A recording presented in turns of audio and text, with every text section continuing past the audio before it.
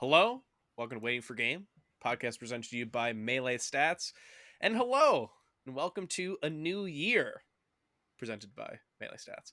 Uh, man, this is going to be a really fun episode. We're really starting the year off right, ringing in the new year with some good friends and some classic topics. Melee Stats was built on the idea of ranking players in an ordered list, and by God, we'll die on this hill. Uh, it's been a little bit of a year. 2021 was probably one of the most interesting years for Melee that we've seen since 2020. Um, but definitely it was something where in a full year we would have seen some really crazy results and some really crazy storylines, and I think that the truncated version that we got to see in 2021 was super interesting. So I'm really excited to talk about what we have seen this past year and maybe look to what's coming in the new year. And to do it, I'm doing it with a great friend of mine, wonderful co-host, a Marth from Massachusetts, known as Edwin Budding. You didn't think I was going to talk about you, did I? I No, opened with I great friend, and you were sure that it was not you. it was just a very strange, prolonged introduction, but I'm really happy to be here. I think we got a great episode coming up ahead of us. I love talking about rankings with you. I'm ready to go into all the things we agree on, all the things we disagree on. I'm excited to bring up all the hot topics of the last year, and I'm really happy that we have Melee Stats Extended Universe member DarkGenex over here. I think out of everyone in the world, and even dare I say, even some people in Melee Stats, there's not many people that I would rather talk to about rankings than both Wheat and DarkGenex. How you doing tonight, DarkGenex? I'm doing great. I really appreciate the intro as well. I actually also thought that Wheat was not introing you. I got kind of blindsided myself too. But yeah, I love rankings. I love talking about rankings, and I think as someone who's been I think a part of the Melee Stats extended universe over the last year with seeding and looking at results and such, I think that this is definitely a really good episode that we're gonna have tonight and get into the meat of these rankings before they're officially released. Damn. Well, we all think it's going to be a great episode. Mm-hmm. So we got a lot of expectations on us. But no, I think this is going to be great. So yeah, to preface it, for anyone who has not seen this, I feel like anyone who follows us kind of knows what's going on in terms of rankings. But this year we are going to see probably two rankings that are going to be kind of bigger than normal, bigger than any others that might trickle out. We're going to see the one that I guess is quote unquote unofficial or official, which is the PGR contenders. That is going to be a list from PG Stats, who've been doing the top 100s for the past couple of years. It's going to be a little different. It's going to be a top 30 list, and it's going to be tiered. So we're going to see, I believe there's 5 tiers of players that we're going to see. And in between tiers, there are unranked. So that should be really interesting. That's a really novel way of kind of putting this 5-ish months, 6 months that we've seen of results kind of into a list without really putting into a list. And then the other side, you've got the bad boy of Melee. You've got Blur. Blur decides to throw this all out. He says, who cares if there's only 6 months of results? We're getting a goddamn list. So we're going to talk about Blur rank as well briefly. So that should be something interesting. Now, I will say the 3 of us all have been approached to be panelists for all 3. So we've got some very fun stuff here. We've got lists. We all made our ballots, and we all have agreed to show them off live. I don't actually think that DarkGenex agreed to show his. I didn't ask him if he wanted it to be publicized, but it will be. So Yeah. it's already in the slides. It's too far gone at this point. But I appreciate you playing along. Awesome. But yeah, let's talk about what I think was, obviously the biggest thing that everyone talks about is top 5, top 10, stuff like that. Let's reveal our top 10 players of the year. This is something that we all looked hard at the data, and Wow. So much discrepancy. A lot of big disagreements. Yeah.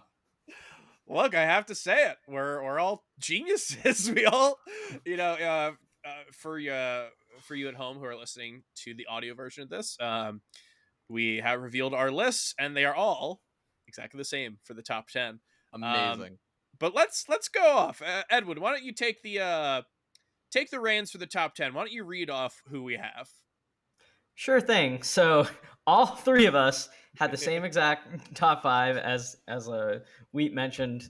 As part of having the same top 10. Our top five was Mango at the top spot, Zane in the second spot, iBDW in third. Then we had Plup and Wizzrobe to round out the top five.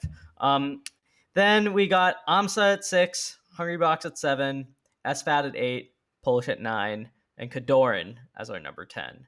So there's a lot to kind of jump off here. But the first thing I think, which is natural to bring up, was the discussion for number one. I want to ask you two: was there ever a doubt in your mind that it could possibly go Zane's way, or did we just unanimously agree that Mango had won it by virtue of winning the land major?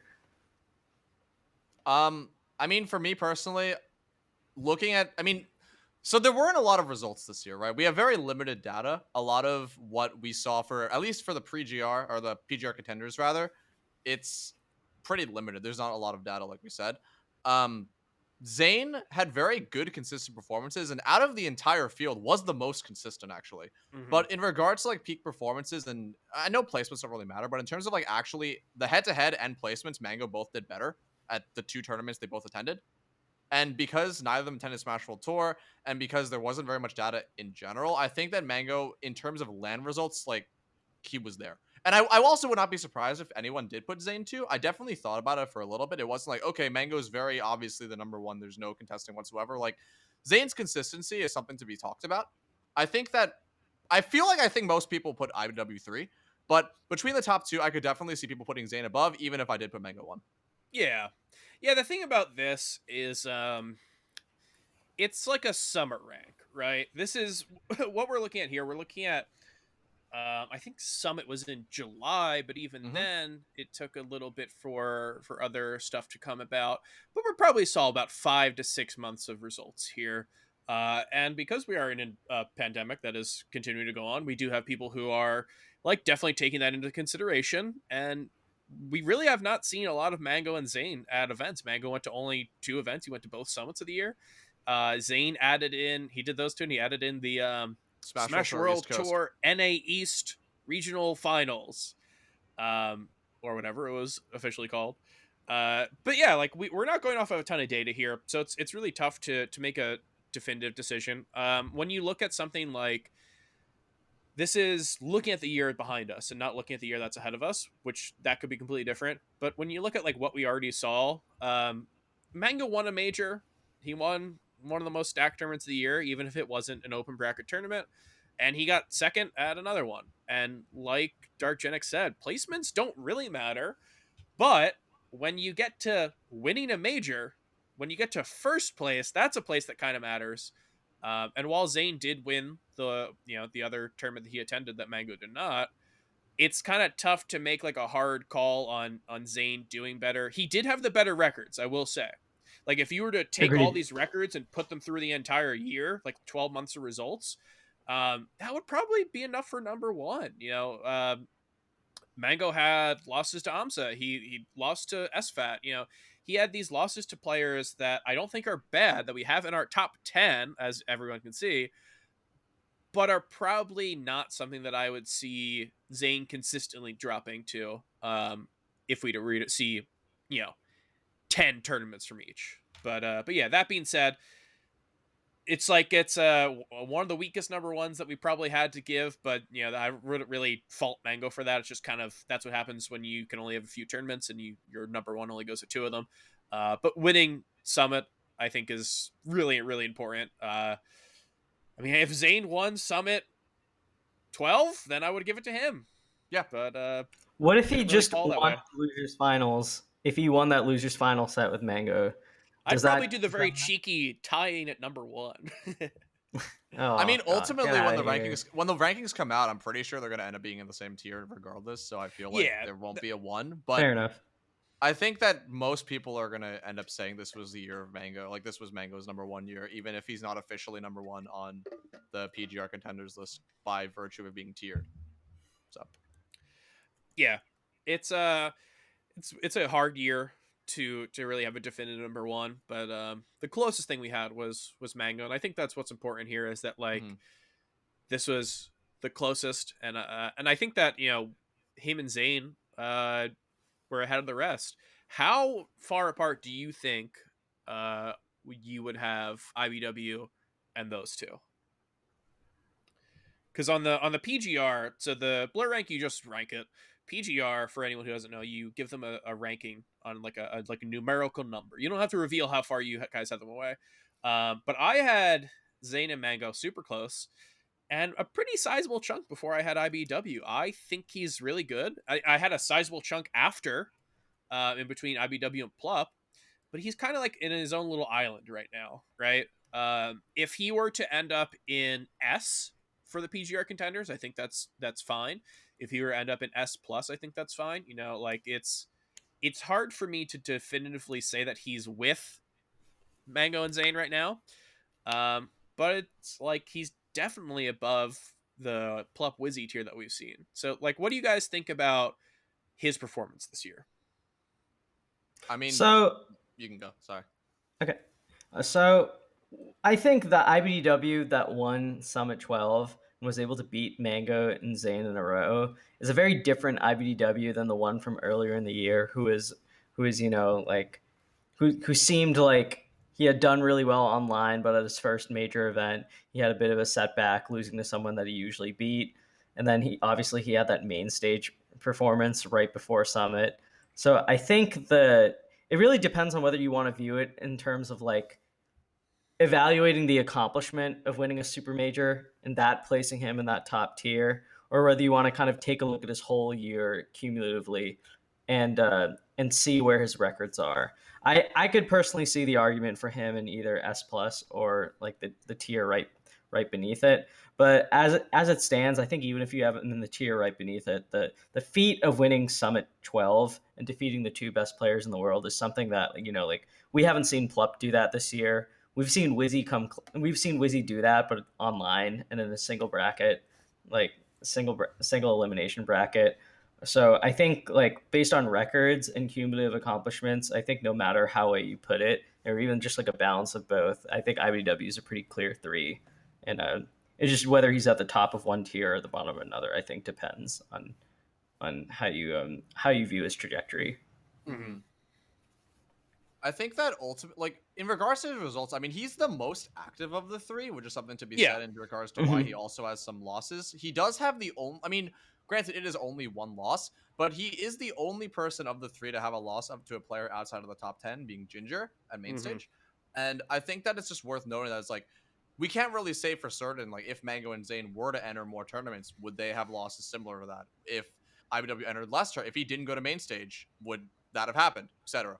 And it's like, I think that noting the accomplishment of going to a lot more, but also being able to perform at that level is really good. But it's like, he's not, I don't think he's for this year at the same, I guess, like, if there's like a mountain, I don't think he's at the same top as Mango and Zayn. He's definitely above the rest of the field. And I would probably put like a little bit of a gap between him and the Zayn Mango tier and then a gap afterward. But in regards to this year itself, I don't think that he is in the same, I guess, general tier of those two. Granted, like you said, he could definitely be in the same tier as them when the PGR comes out. I don't actually know how loose or tightly defined the tiers are going to be. I believe it's like 5 tiers, if I'm not Yeah. mistaken. So if it's only 5 tiers, I would be very shocked if he's not in that same tier. But I don't know, if it's like very strict tiers or something like that, I would definitely give like an S plus to Mango Zayn and then an S to IBW. Yeah, I think what you bring up is a great thing. This is stuff that we go over in like normal years that we used to go over, I should say. It's like, how do you factor in someone who attends a lot? Because if you, it's like this tightrope game that you're kind of walking, right? If you only attend like 4 events or something, you know a bad event is a bigger percentage of that. But also like we've seen a lot of players who enter a lot of stuff and will have worse losses, right? That's just what happens. Mango has not had the opportunity to really be like faced with a lot of the same stuff that IBW has. Um, and like I said, I think Mango this past year has performed as a better player than IBW. But like, I wouldn't necessarily hold IBW's fifth at main stage against him, because I could see Yeah, Mango easily getting Of fifth at a course, tournament if yeah. he exactly, entered. exactly. But yeah, this is all stuff that I don't think I know that we're in agreement on, because we have the same exact list. So let's go on a little further down, because I think there's a lot of stuff that after a certain point gets it's a little more amorphous, and I think that people might not agree with the top with the other things we have as much as people agree with the top three. Can I just bring Um, up one thing really quickly in regards to IBW? yeah, First of all, so for Mango, Zane, Cody, Mango went to 2 tournaments, Zane went to 3, and Cody went to 5, if I'm not mistaken. And it's just because of the limited amount of data we have, it's like the amount of losses that a player has, it's just very hard to, I guess, weigh that in mm-hmm. when there's just such limited data. And also in comparison to both Mango and Zane, Cody, I mean, I know you both agree with me. I'm just like, just want to solidify it. But he also has other losses that like, I guess Mango in the round robin pool does have that to some extent. But Cody also has like lost to Polish, lost to, as strange as it sounds, losses to HBox, which are bad in 2022 if you're a top 3 player. And it's, yeah, it's not just the one Ginger loss. I just want to make that really clear. Yeah, he's definitely have some losses to some people who are a little further down this list. But yeah, let's go down a little further on this list. I think that I don't really think I have to spend a lot of time on Plup and Wizzy. Plup and Wizzy, both people who won majors, whatever, if you consider main stage and Smash World Tour finals a major. Both of them have done that. Plup just kind of had better overall placements and better records than Wizzy did. I think Wizzy had a bunch of fifth places. He had like fifth place like 3 times in a row. Ended up like eviscerating HBox to win main stage, and got second to him. I think like it was a 3-1, 3-1 was the winners finals, grand finals at Smash World Tour. So I don't know if you guys want to go too much into Wizzy versus Plup, because I feel like that's kind of a cut and dry one as well. But if you obviously have some opinions, Edwin, now would be the time to say something. Yeah, so we talked about Plup versus Wizzrobe on our last show. So I think you pretty much nailed it, like all the reasons why we would have Plup ahead of Wizzrobe.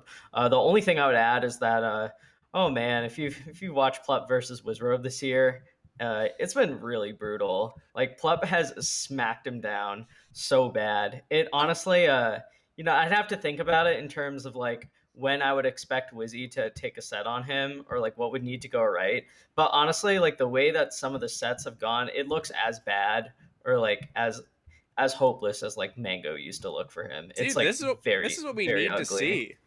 That's like the Plup we talk about. We talk about the when Plup is like locked in. That's the Plup that's scary. It's the Plup that's not locked in that doesn't really feel that scary. Mm-hmm. But we saw a lot more of the Plup that was locked in this year, and for that reason, I think that this is like a little bit of a quiet return to form for him. And I think what is coming in the new year, he's got ample opportunity to build on this. Also, historically, Plup has done really well against Resort, but this year specifically, their sets have been like just really, really brutal. Yeah, because I think that with Wizzy getting really better, we weren't really sure about how this would go. Wizzy kind of the type of person to catch Plup on a bad day. I think Zane and Wizzy both have the ability to um, capitalize on Plup underperforming and doing really well versus him. Uh, because I think generally the consensus might be that Plup is winning versus Wizzy and Zane. But then you'll see those sets where he just looks really off. But I mean, hey, we will have to see. Let's go down, because I think this is something I have more to talk about. We have the rest of the list right here gets a little juicier, and it starts with number 6, the honorary North American. The PGR is going to have a North America list and a European list, which is why Leffen is not on the list, for those who are watching and not seeing his name on there. Before we go further, do you guys like Leffen would be in a blur rank? He did did qualify for blur rank. He would be in this tier for me personally. I have Leffen just below Amsa, but above HBox. I don't know where you guys have him. I had him above Amsa and below Wizzy. I would have him, if it was only talking about LAN, I would have him between Amsa HBox. Yeah, I think that's a pretty good segue to talk about this next tier that we're gonna be looking at. What we've been seeing from Amsa is like probably I want to say it's the best we've ever seen from him, but he does this all the time, right? He always comes back and performs at levels that we really like are not sure if they're possible to like keep up, but he continues to do so. He does have that loss to Triff, like he's not immune to this type of stuff. His placements, if you do look at placements, he's not really getting to the point where he is in contention to get into grand finals or to win just yet. Unfortunately, like how brackets have stacked up for him, it's been a little rough. But in terms of wins, like it is hard to discount someone who has wins on a number one player, right? He's We're the talking, only player positive on the number one player. yeah, we're talking about a guy who's Mhm. 2-0 on Mango. And like say what you will about Mango versus Amsa, that's Amsa has oddly enough been a kind of a demon for Mango in the past few years. It's still something that I think is really good, and I think that like how he does versus other players below this ends up being pretty good as well. So for that reason, I go Amsa. If Leffen were in the mix, I think Leffen could really easily vault himself up higher. We just didn't really see it. But yeah, I don't know. Edwin, what would you put like what would be the basis to put Leffen above Amsa in your mind? I mean, frankly, I think that Amsa still has like. So if we take a look at some of Amsa's lows this year and what little or what few events he's gone to, we have what like we have an HBox loss. You know, it's funny. Everyone forgot about that first HBox set because of how badly he beat HBox the second time. It's very easy to forget that they're actually split in records this year against each other. And you know, the only set we saw Leffen versus Hungrybox, Leffen beat him pretty solidly. So, do I think that Leffen, if he played HBox twice, would he drop a set? I mean, maybe, but frankly, I doubt it. So, some of it has to do with what I saw with Leffen against HBox and against the field. We saw Amsa beat Laud, which is a really big step forward, like historically for him, and in terms of like how he can continue to perform against that kind of player. But do I think that that would be the kind of accomplishment that we'd come to expect from Leffen? No, I don't think so. And do I think Leffen would like if Leffen played 8 sets with Triff on land? Do I think Leffen loses one? I think Triff is really good, but frankly, no. So a lot of it has to do with my preconceptions of Leffen heading into Summit. So you And admit that you're biased. yes, definitely. But that's part of this. Like I wanted to. I can't evaluate Leffen like he's a completely new player. This is someone that we saw play his sets at Summit and just looked a tad like just looked a small step behind some of the people ahead of him. I mean, really think. For what it's worth, like all three of the Leffen losses being Wizzy, I mean, even in the best of three, if you count that too, Wizzy, Cody, Mango were all game 5. So it's like there is definitely like you can definitely see Leffen as a player who could be anywhere between the 1 through 5 range if he were to go to more. It's just with the data that we like. I would have put Amsa higher because with the data that we had, it's like Amsa had the same wins and better wins. Yeah, but he also went to more stuff. When you look at something that is going to like determine what's about to happen, like seeding, I think it's really fair to look at Leffen's like performance at Smash Summit 12 as being just a hair away from being like this big return. And even I think he did well. I think he did really well. Like all those players that he lost to, I thought those sets were good. But if you just look at them as year end, like determining rankings, stuff like close sets, stuff like that, doesn't really determine stuff for me in terms of rankings. So yeah, I think that's why me and you, DarkGenex, we're going to be a little closer to having Leffen there. That being said, I wouldn't put too much thought into a placement of someone who entered one LAN event in Europe, which he pretty easily won, and then obviously had the pretty shaky, a little bit rusty, but still overall good performance at Summit. Yeah, it's just something that where like put a gun to my head, make me rank him, I'll put him there. But if he were on the PGR, I'd probably abstain. There is a player on. Sorry, there is a player who we talked about a little bit before. there is another, like, there's a player who is probably not going to be in the PGR in total, who I think most people abstained on, Moki, who we all like have this notion that he's like really, really good, but because Yeah. of the few events he's attended and lack of data, it's very hard to accurately put him in that range, which is why a lot of people abstained.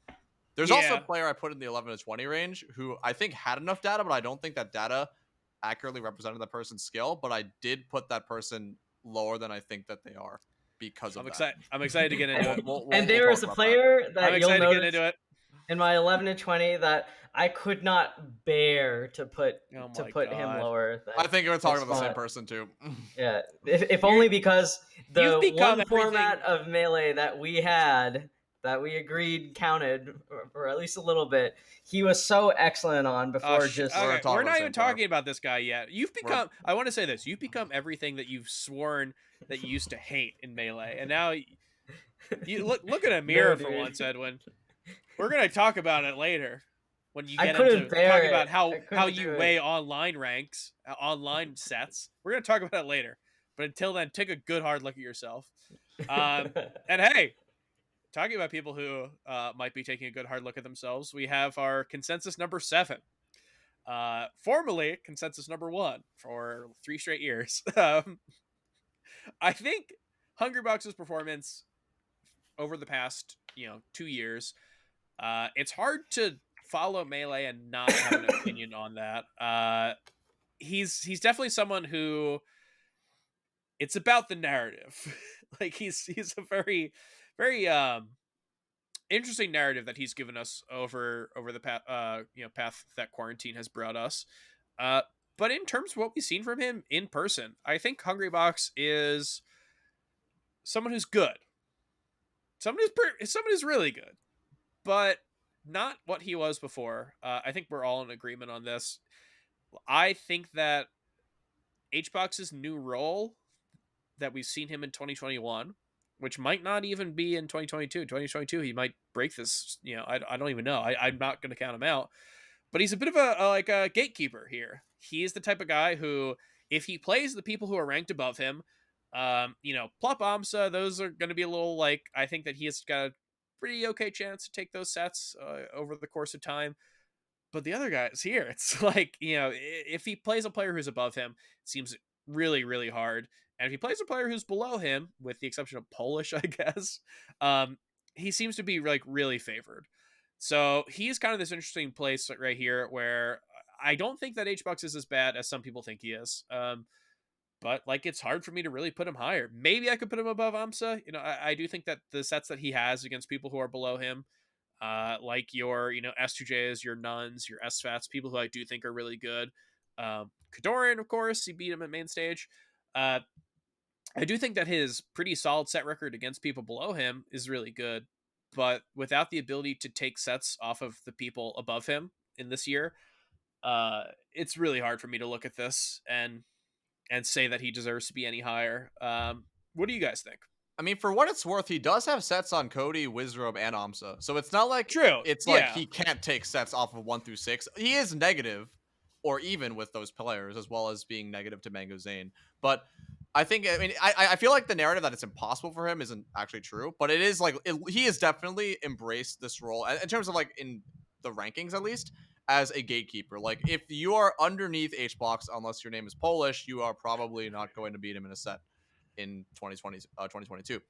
The thing is, I want to say 2 things, I guess, that come to my mind about HBox. The first thing is I'm actually very pleasantly surprised with him being as high as 7 and most people having the general consensus that he's in this range, because during the net play era, there's definitely the thoughts. I've definitely talked with a lot of people about this, and people thought, yeah, HBox is going to be in like the 20s or the 30s. Like, people like losing to like Harry Pogger, losing to like Dawson, I mean, strong players in their own rights, but definitely like players who, if you're number 7 in the world, you probably would not be dropping very many sets to. If you're number 1 in the world. If you're number 1 in the world as well. So yeah, especially giving like the preconceived notion that HBox was the number 1 player in the world prior to the pandemic and lockdown and such. And I think I honestly do think that it's having a Jigglypuff player in the top 10 is good for the game in general. Just the character diversity, his play style is something you don't really see a lot with, in general, like top Melee, and it's a very different game playing against Puff for a lot of these matchups. Like, the very high level Peach Puff that we've seen in the last couple of months is nothing like we've ever seen before, I think. And I think that having him still as a top 10 player and a solid person to watch out for in brackets is good for the game. Because Yeah. also, the second thing I was going to bring up is that the reason for his drop, in addition to other people like grinding getting better, is because he's been pivoting very successfully, actually, as a content creator over the last couple of months, year plus, etc. And he is like, if I'm not mistaken, he's like the biggest streamer in Ultimate right now.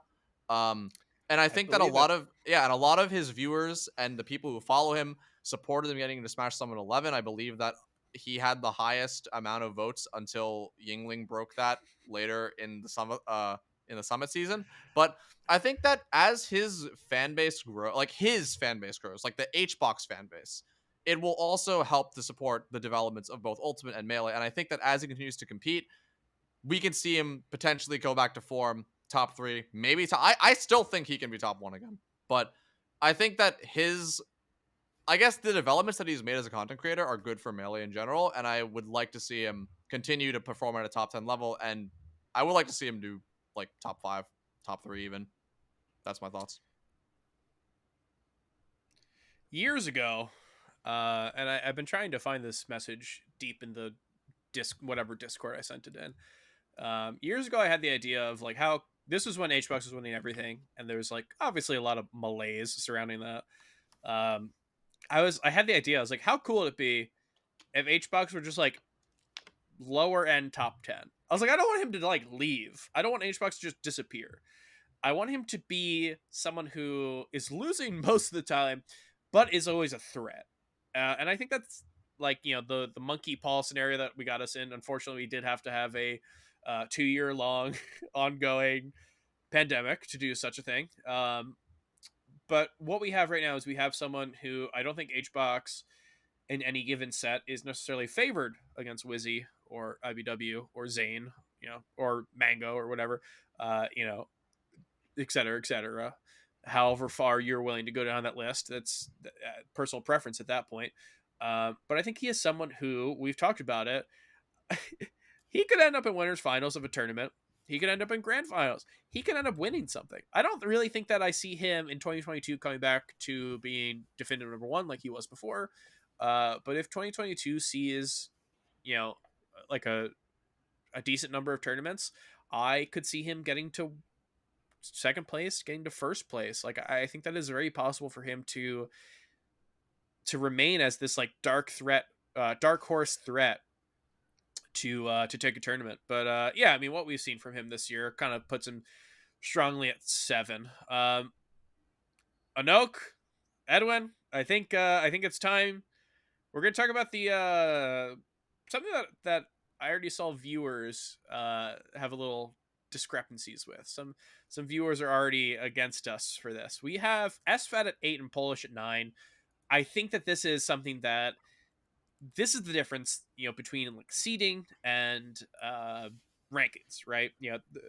Like, even though you are putting players in order for both, there's a pretty solid difference between how I personally view a ranking, which is like a cumulative of someone's year, versus a seeding, which is very, it's you're trying to predict what's going to happen. You're using recent results, more heavily weighted, and because of this, people I think are a little confused as to why Polish is below SFAT. So I don't know, Edwin. Do you what was your thoughts on Polish? Why would you put them below someone like SFAT?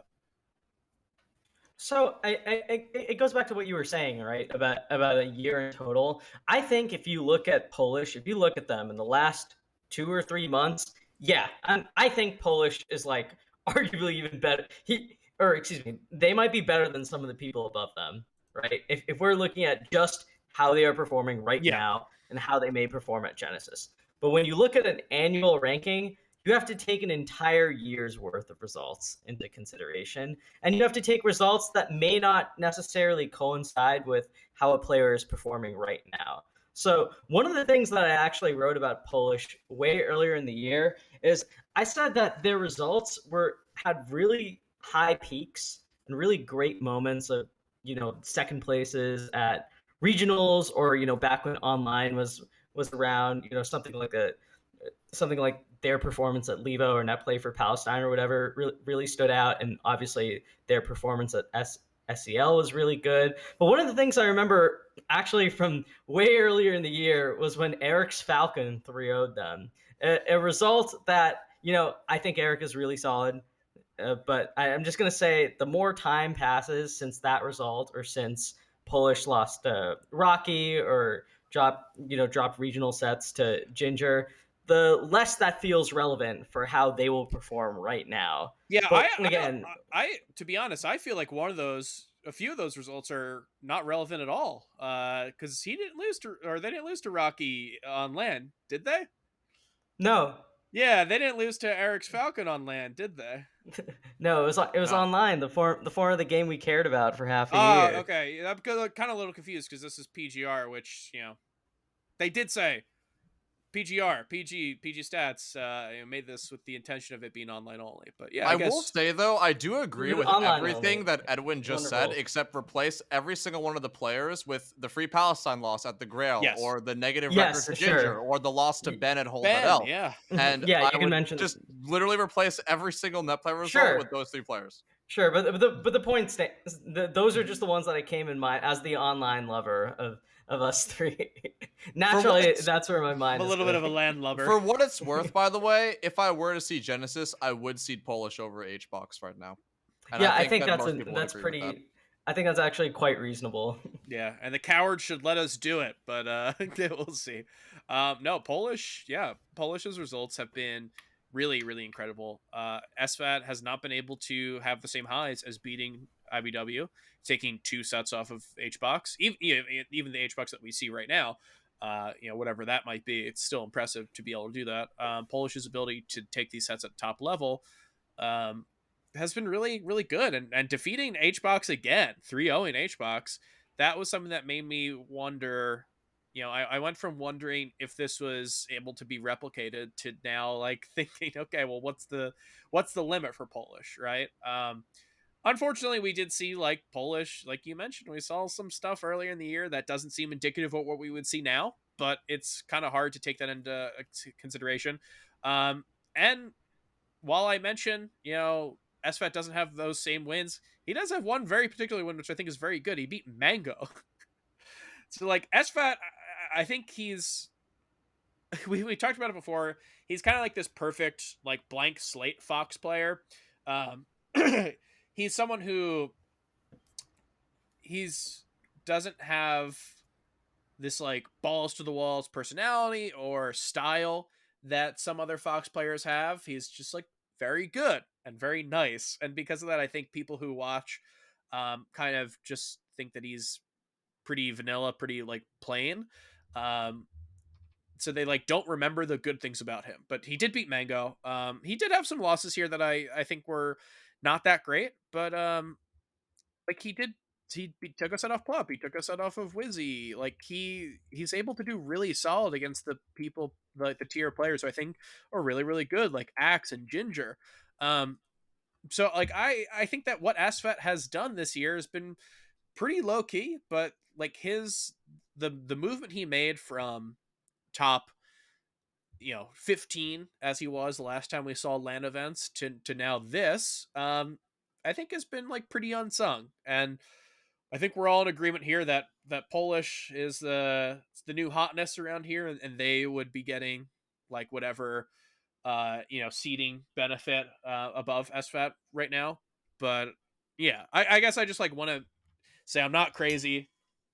I'm a huge Polish fanboy, but like what we have seen really, really great stuff from Polish from few events, and the other few events that we've seen from them have been something that I don't think would happen now, but something that I have to take into consideration. I think also with the SFAT, just the entire like the SFAT Polish debate, is that I feel like SFAT's year after it's been like kind of the opposite of Polish's. So after Smash Summit 11, where he he lost to Kodorin, but at this point like Kodorin's now considered like top 10. He actually had a very, very strong year in regards to like his losses and such, and his wins, Mm-hmm. like the Wizzy win that we mentioned before, Plup. He also beat a lot of players who are going to be in that like 10 to or 11 to 25 range. Like what is it? He beat Fiction, beat Face Roll, beat S2J, Ginger, etc. Beat SJ twice actually. Um, And I but think the both are last 3-0s too. yeah, Yeah, very he beat him very very strongly. solidly. Yeah. Very solidly. But for viewers and for results, his last two tournaments being after his amazing pools run at Smash at Summit 12, beating Mango, beating Sora, FP, the last thing we saw of him was him losing to Zayn again, and then losing to getting upset by Magi. And then the last tournament at Smash World Tour, losing again to Magi, and then losing to Aklo. And it's like, Yeah. in people's minds, the recency is like, okay, SFAT's last two tournaments lost to Magi twice and Aklo. Polish's last tournaments beat HBox, beat iBDW. Why are people ranking SFAT above? It's like, it's just the recency. You got to remember, like, it's not just the last two tournaments, it's the whole year. And unfortunately for SFAT, in the viewer's eyes, his last two tournaments, even though his pools were amazing, his last two like bracket Yeah. results haven't been super great. But I think he will continue to be a strong player, and like in the low top tens, like next year, or like the 10 to 7 range. I think that will continue next year because he's had a very strong trend throughout the year. Just the last two tournaments haven't been super great. Yeah, one thing I want to mention, actually, kind of the interesting little storyline with SFAT this year was that, against someone who used to be a really big thorn in his side, Wizzrobe, he's actually been taking sets and going a lot more competitive with him. Now, granted, that is in the format of the game that I have to be the cheerleader for on this podcast. It's a big responsibility. What type of form of the game would that be? Oh, that would be rollback melee, online melee. And I think as we take a look at some Interesting. of the later portions of the list, you'll start to see this philosophy really show itself. Well, we have one roadblock until we get to I think where this all comes undone. So let's take what we have here and just enjoy the camaraderie of having all the same list, because as we go to the next slide, that will come crashing down. For what it's worth, in their last set, SFAT did 3-0 Wizzrobe. That's very good. Just want to point that out. But yeah, let's talk about the last person who we have all the same. This is Kodorin. Kodorin is someone else who I think that has had some recent performances that maybe not up to the snuff. But what he did, he got top 8 at so many things that he went to. He got like 3rd at Low Tier City. He got, I think, Low Tide City. He got 7th at Riptide, I believe. He got 5th at Smash World Tour. He got 3rd at Main Stage, Smash World Tour, NA West, I should say. He was having some crazy performances here that included wins on SFAT. He beat iBDW here. He is someone who, even despite these losses that we saw to like Panda and the such, and like Lod, despite those, I think that it was pretty impossible to put anyone above him. I think that he fell really solidly in this place just because the results that he did this year were really, really good. And everyone else who was below him had a little bit more baggage. But I want to know what you guys think about him really quickly before we move on to our contentious next 10. I think in a very similar manner to how we had Mango and Zayn in their own tier, and then Cody is right after. I feel the same way for the SFAT, Polish, and Kodorin. I feel like both. I mean, I think that HBox is definitively above those two in regards to results this year. But I think that Kodorin is in his own little island in that his results are better than 11 through 30. But I think that they're not as consistent, has very similar highs to 8 and 9, but just less consistency. And although he is the most active player on this top 10, he is the only person in the top 10 who regularly attends locals and has entered both summits, Smash World Tour qualifier, main stage. He is the objectively the most active. He went to a nightclub. He flew to New York. So he was he stayed with me for the or not stay with me, but he was in New York City. But he was on the podcast with me last time I was on. But which you didn't I did ask not us permission. Ask us permission, but I did put him on. But the thing is, he is a grinder. So he could have just flown to Smash World Tour, the qualifier in an MDVA, but he decided to fly to New York a few days earlier just to enter the nightclub. And it's that kind of commitment is something that I think we will see bring him to the next level and break through off this 10 spot. I think he's going to be higher next year. Yeah, so I want to concur with what Justin's saying. I think Kodorin's, again, his overall records against people below him is pretty good. I do think when it comes to like the 7 to 12 tier of players, like and no matter how you slice it, he tends to do a bit weaker. And I think like if we're talking like he has a few well, I mean, he really has one like demon somewhere between 11 to 30 that I think it would, he's got to figure out something for that. And I think like when you have something like that, like someone who's likely to be late into a bracket and you meet up with them, or if you meet up with a player like them, then I think it gets a little scary. And it's for that reason that I can't put Kodorin higher than 10.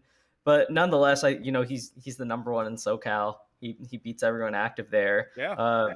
He's really earned it. He's had great land showings. I know like Justin mentioned, he's been slumping a little bit, but that's relative to the expectations that he set up for himself, which I think is really solid. He's Also kind wanna of built point to out- make it Sorry, deep in bracket, like the matchup spread that he has.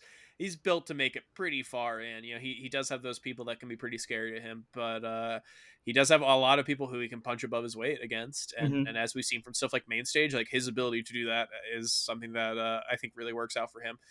What were you about to say, DarkGenex? I was gonna bring this up for Kodorin at Smash World Tour, and we're gonna get to him very soon because he's probably gonna be in the high range of the 11 to 20s. But for Ginger at Summit, I feel like something that needs to be like at some point should probably be discussed in regards to rankings is like controller issues, which I feel like has not been as much of an issue in the past, but I feel like as Goom Waves and Rectangles continue to take over the scene to some extent, I feel like Kodorin's controller was broken at Smash World Tour during the last day he was in.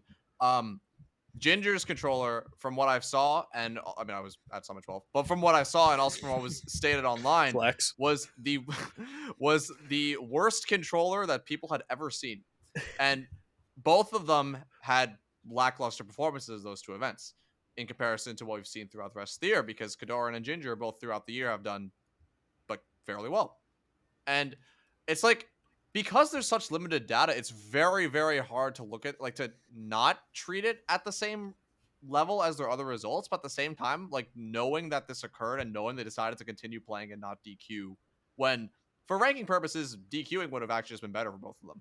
So it's like, I don't really know what to think about it. But I feel like it's something that will come up more as Goom Waves and Rectangles continue to take over our scene. But what a wonderful, juicy topic to bring up, Justin. Unfortunately, that would probably be a full episode on its own, and one that if we were ever doing an episode, I'd probably make Ambi do it, and I would not be on. I'm just joining for Kodorin. I just want to John for Kodorin's last tournament. I mean, I think that this is like something that when people talk about like factors like this is something that it's hard to account for stuff like that, right? Like people get schedules that make them like play like right after each other, or people attend stuff and take a red eye in, and there's all these different types of things, and I think that it's all worth like understanding that these are humans who are playing the game. So I do think it's a good thing to bring up, but it is also nestled in the hot topic of controllers that I don't really want to get into. But what I do want to get into, I want to get into the next 10 that we have on our list. So if the magic screen can reveal our 11 through 20s, we have a little bit of a difference here. And Edwin, without using any online results and using offline results only, as was the prompt from PGR, explain to me why S2J is 11th. So let me just say, I'm pretty sure this wasn't the prompt from PGR. The prompt from PGR said based on results in 2021. It was P-Test said himself. It was the PGR also does not officially recognize non-land mail. Oh, stop it! I literally asked. Yeah, I only follow things that are on the screen in front of me right now. That's all I can do. I'm actually. I don't know what you want me to tell you, man. You did the wrong thing. Dude, I just couldn't put S2J, like, I couldn't see the guy that tweeted number 3 earlier in the year. But that's a different thing. Look at all it's a different prompt. Look at all he did for the first, 6 months of the year. You can do that. But no, we were given a start date of January. We were given the final date of Smash World That's Tour. All I Don't- saw was all results, and I counted all of them. he is Look, right maybe- in that the start date was January 1st, but we're supposed to use the PG stats data set for data, You're being for obtuse offline here. data. Okay, Edwin. Look, Edwin, you're let just gonna me tell me I did ask it you a wrong. question. But I did. Edwin, It's too late now. where did none rank on the 2019 MPGR? 2019 year-end top 100. Where was none? I want to Great say player, did really well. I want to say like 15 or 14. He was 15. Do you know Oh, where I he got the ended number. up ranked on the 2019 top 50 summer PGR? In the summer, Yeah, he might have had a pretty maybe like low 20s or like high he was 20s. 31. He didn't or go to something. anything. You have to go off of what is there. You can't say someone's good and then make up shit. But we had 6 months of something that was there. Something that was It was different. just- I it was cannot just slightly burn different. using online results. Moki, Tell me offline only. Why Moki and SJ Fiction deserves to be played. 11.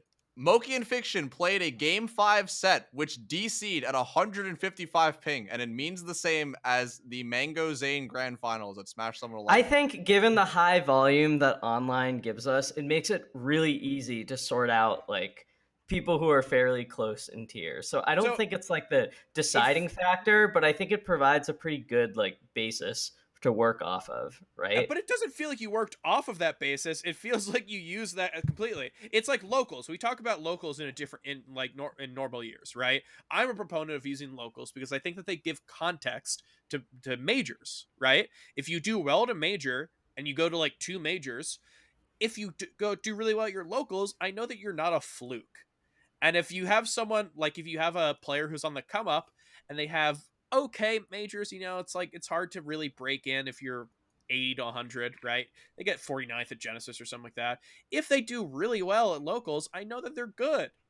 But I don't base exclusively off of locals. And that kind of feels So like what's going on here. So you think Four Loco Fight Night is equal to a local? Is that how you're seeing it? I think Like, that is it's I think it's not equal. I don't think it's I think real. it's irrelevant. It's not supposed to be counted. I saw nothing of the sort saying that we should not ever count it. I don't think you were looking look, at the right things. You're not supposed to count it. I look, don't, I even don't think know you're- what you want me to tell. I don't think you're know what even you in want the me to tell you. Discord. The Discord says you're not supposed to count it. I definitely got invited to the Discord and joined after I already submitted my ballot. Yeah, you don't like joining things. I hate joining things. Okay, let's instead of flaming everyone, I want to read out some. Here, STJ. I want to hear from you guys on why you had Axe so highly. There's time for everything. I want to talk about. Well, let's finish off with S2J here. I want to talk about his results online because I think that S2J is still really good.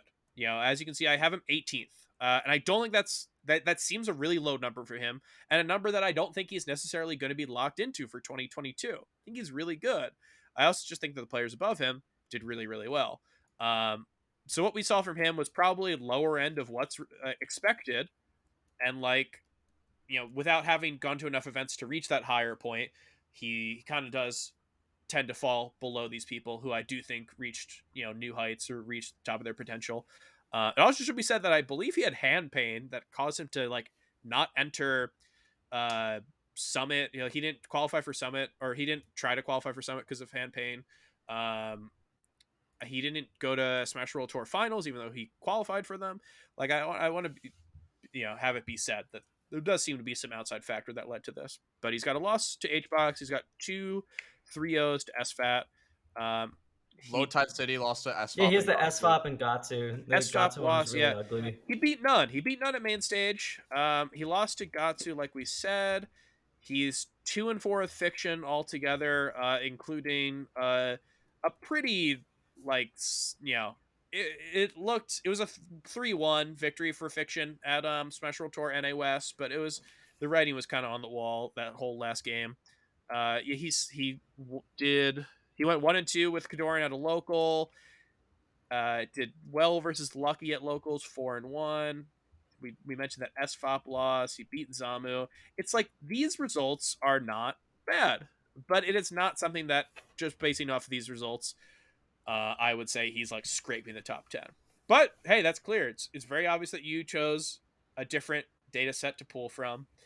I'm sure he beat Hungrybox online or something. I'm sure he He had beat him a lots of lot really online. good. I'm sure he had lots of really good wins online. There's only one person who beat Hungrybox harder in the last like 3 years than SJ did at Four Loco, and that was Fable. Fable Okay, is one of both the of best those players in sets. the world. So Fable don't. is the only human being that beat that has Both of those ever sets are beaten not a real. Four Also, I want Loco. to point out, Fable is the only player with a positive record on JFlex on the last NJPR, so he is quite the beast. I also want to point something out. Edwin, you asked, does a local mean as much as Four Loco Fight Night? And I want to pull from the chat. Null, top 50 caliber player Null says a local means more than Four Loco Fight Night. No, So the top players how are can you chiming say in. that?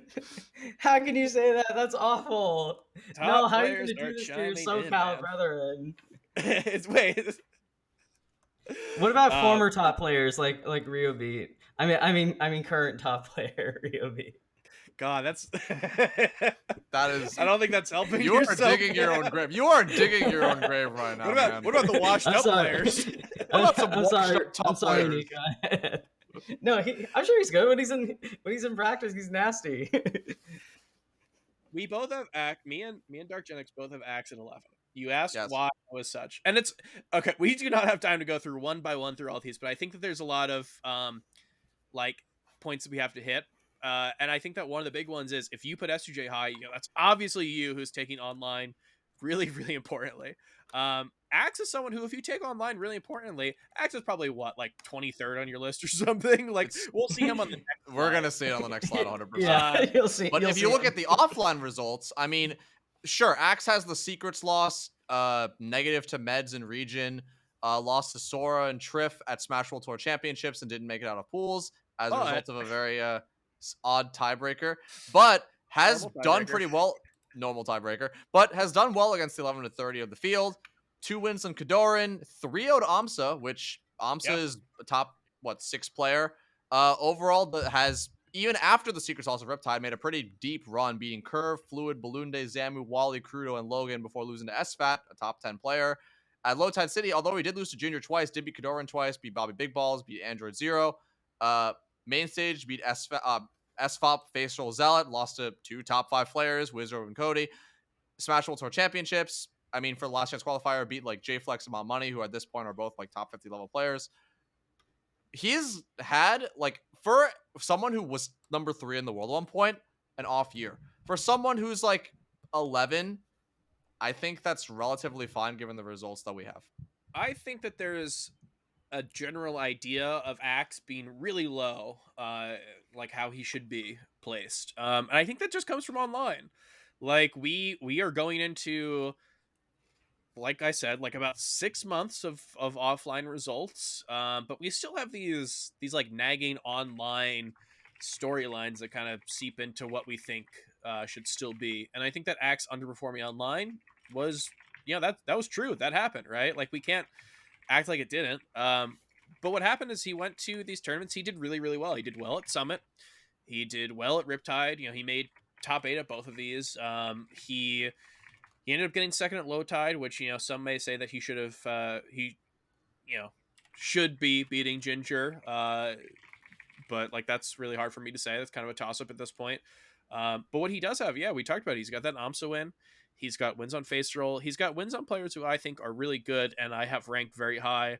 So I think for that reason, he's someone who has had a pretty underrated year for him, considering 11th is not maybe how we would be ranking him like in 2019.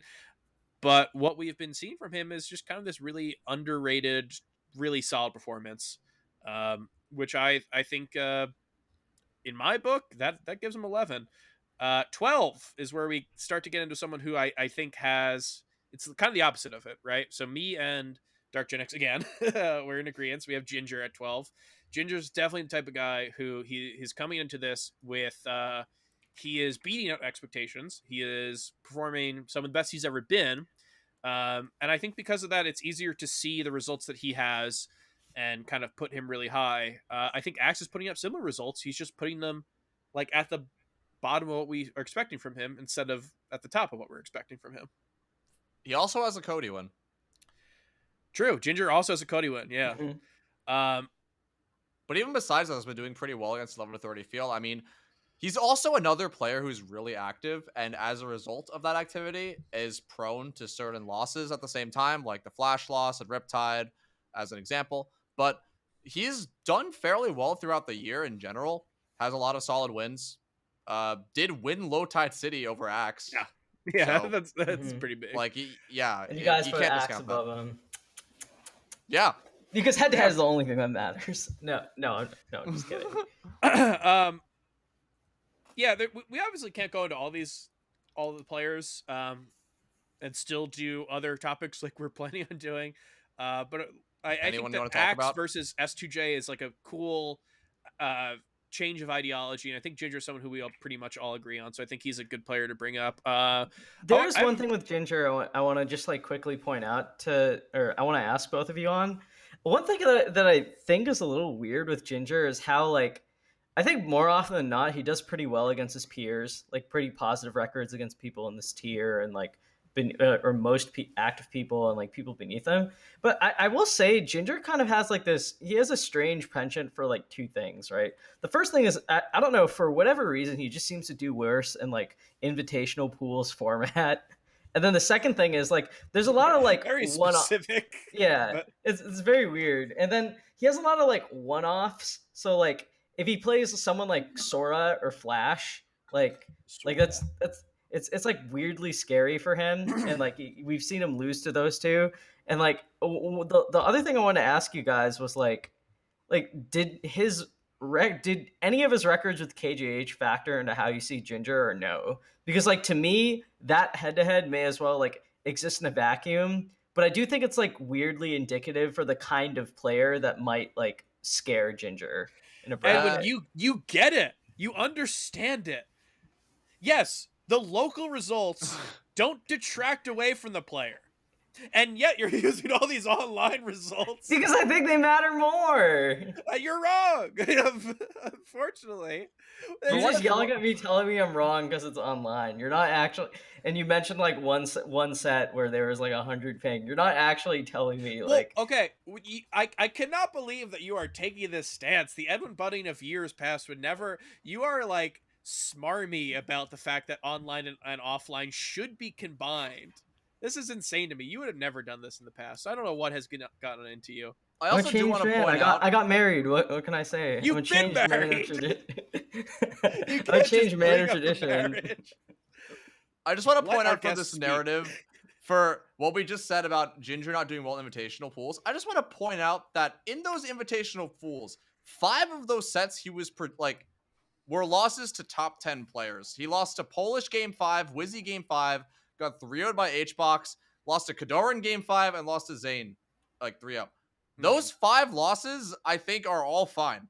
I mean, like, he was upset. Yeah, but I think like, Polish and Magi and Sora are the ones the that Sora really and stand out. the Sora and the I was gonna bring up, if we had time, I was gonna say like the last part of Magi's year has been insane. Just to point out. Yeah, she's killed it. But yeah, let's talk about Magi, because she is a player who we all have pretty similarly rated. Yeah. I have her at 17, you have her at 16, and Edwin also has her at 17. Hey, Edwin, we agree on something. Yeah, I think Magi, and especially like one thing noting down about her year, I think her record against Fox is like so good, and especially versus SPAT, she destroys him.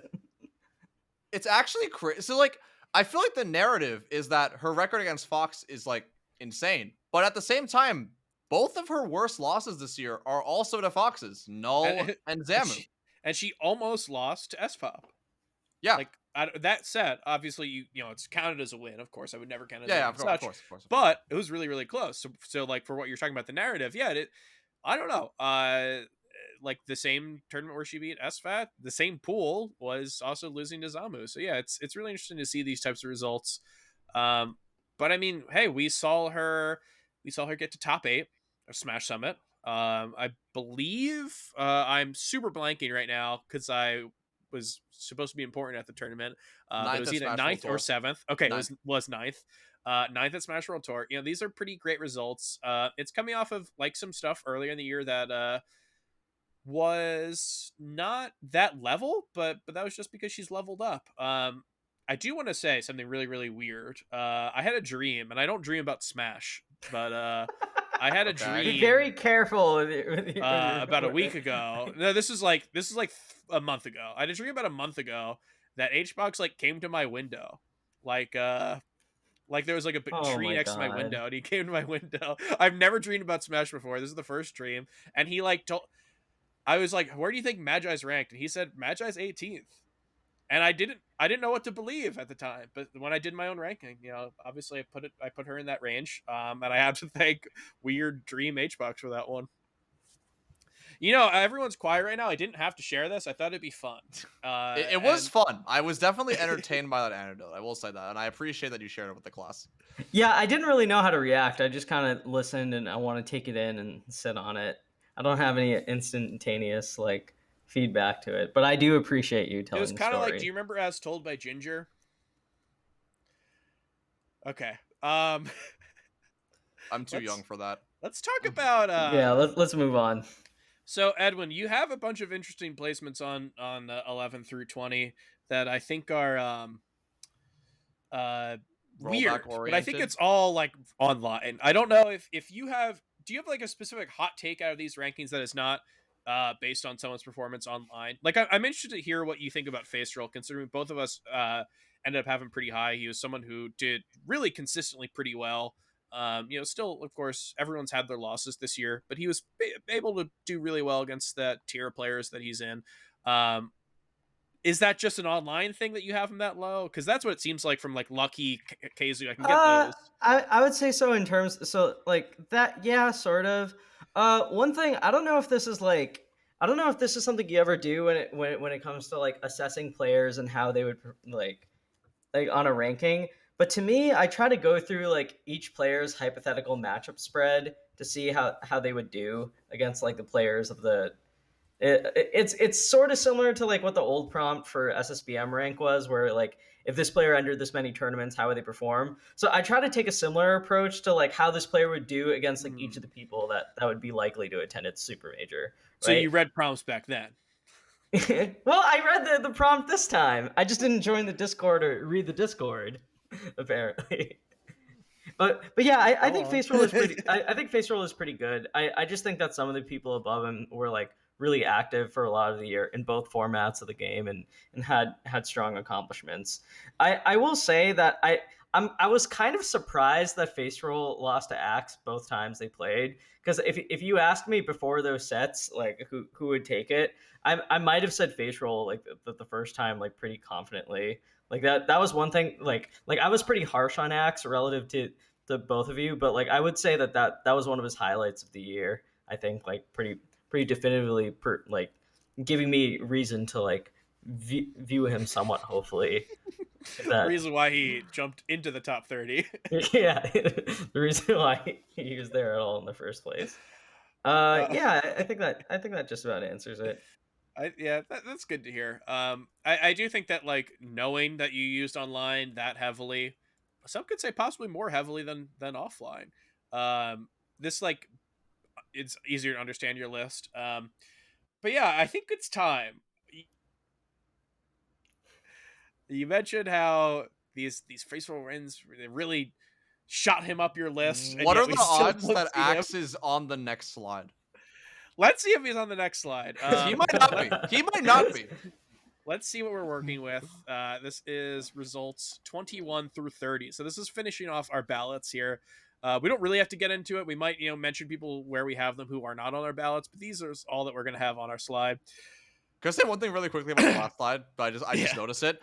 I just find it really odd that both Weed and I, who didn't count online at all, had Aklo higher than Edwin's list, which counted online. I think that's just like a crazy thing to point out, because Aklo's online has been insane. He did really, did really well online. He did really well offline. That was a shock. He did well in both formats. Oh, and I only read Beats, so sorry. But yeah, okay.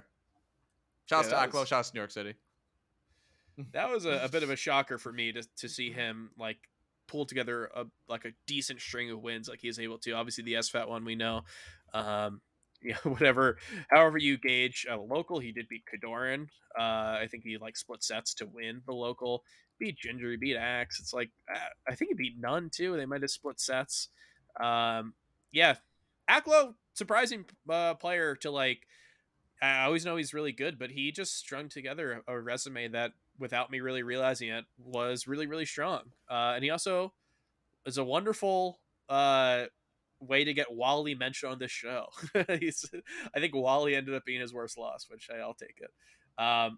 Let's talk about the rest of our list, because we finally get the magic number for Axe for Edwin's list. We get 22, and I don't know about you, but I'm feeling like that's a little low.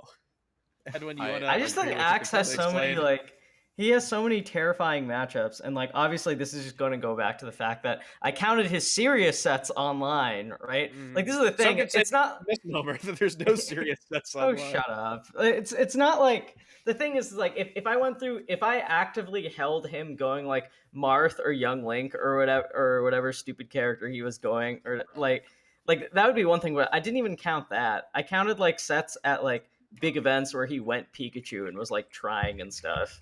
And like when you look at his overall records in that sense, if you care about online, which I do to an extent, like I just don't I think there's so many problems, and I think like when you have like Fox as a very scary matchup for you that you keep losing at like events that people care about, I think that's like a really big red flag. And like we mentioned with the KGH and Ginger that this was kind of like an example of a head-to-head that may as well exist in like a time continuum or something separate of everything else.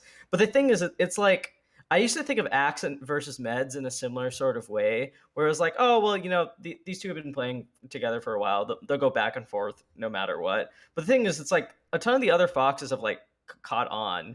You know what I mean? Like if you see Axe versus like God, I mean, Secrets is one thing, but like I could see Axe against like any top 50 Fox at his next Super Major. I think that's really scary, and like I don't think it's. Yeah, but we're not talking about the next Super Major. We've made this distinction multiple times. My! He also beat Mont Money, SFOP, Zealot. Yeah, those are good. Those are great wins for him. Samu. Those are awesome wins for him. He's actually done fine against Fox this year. I'm saying those are all good, but I'm saying that they're not like free. But I'm saying there's a possibility there could be bad losses. He could lose. Because Secrets, Meds, SFAT, he got washed by SFAT in their only set. Yeah, but I don't know. I just think all his records on the year online were just like so bad, and I don't think his offline performances were enough to lift him up from that.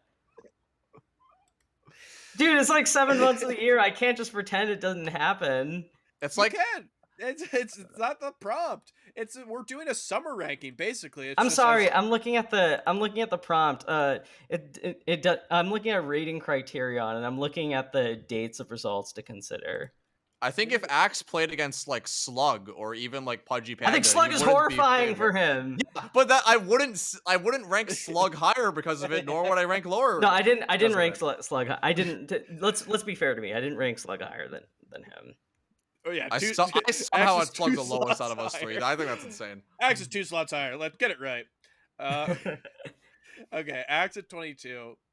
It's beating a dead horse at this point. There's no more that we can get out of you that is not like taking online into consideration. Which, hey, if this is an online ranking, fine, you did it great. But there's like not much more that we can learn from this. But I do want to hear. Let's talk about the 22 that both DarkGenex and I have. We have Ben at 22, and you have Ben at not on your top 30. No, I did not. Even with online. Yeah, even with online. Let's hear about this. I think so. If we're talking about just online, and like we're assuming I'm not gonna get flamed for including online results in this. Just online, he has losing records against like a ton of the top a ton of the people who are in like consideration for top 30 and 40. Like I can't bet. I would be I think Ben has really big highs. Like obviously beating HBox for a lot of the year, I think is fantastic for him. I think obviously taking an offline set off Wizzrobe is really good. But it's just like when you look at his cumulative numbers, Polish as well. Yeah, that too. That was really good. But when you look at his cumulative records against like the Zealots, Zuppies, Pandas, like even the Bobby Big Balls of the world, like I don't know if at most super majors like Ben would be making it far enough in bracket to be like to reach those matchups where like we know he's capable of doing it.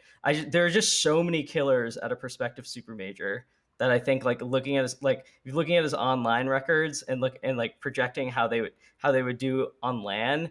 I'm not like super confident in Ben in those matchups. I'm not saying that I don't think he's good. I think he's really good. But just when you look at his like the wealth of data that we have, comparing him to a lot of like the other like players around his skill tier, I don't think he's like I think he's actually like I think his overall records in that are fairly like low. I think his ability to punch high is really strong, but like at a super major where everyone is going to be there, or at like a big event, I think it's a little scary for him. Edwin, I've got two questions for you. One is mean, not a real question, and one is a real, genuine question. God, don't even. Let's skip to the second one. Unfortunately, I have to do both. Oh One, my how many God. other players who have a LAN win on Wizzrobe did not make your top 30? I think Ben might be the only one. Okay. Two, we know that you count online. That Yes. much is clear.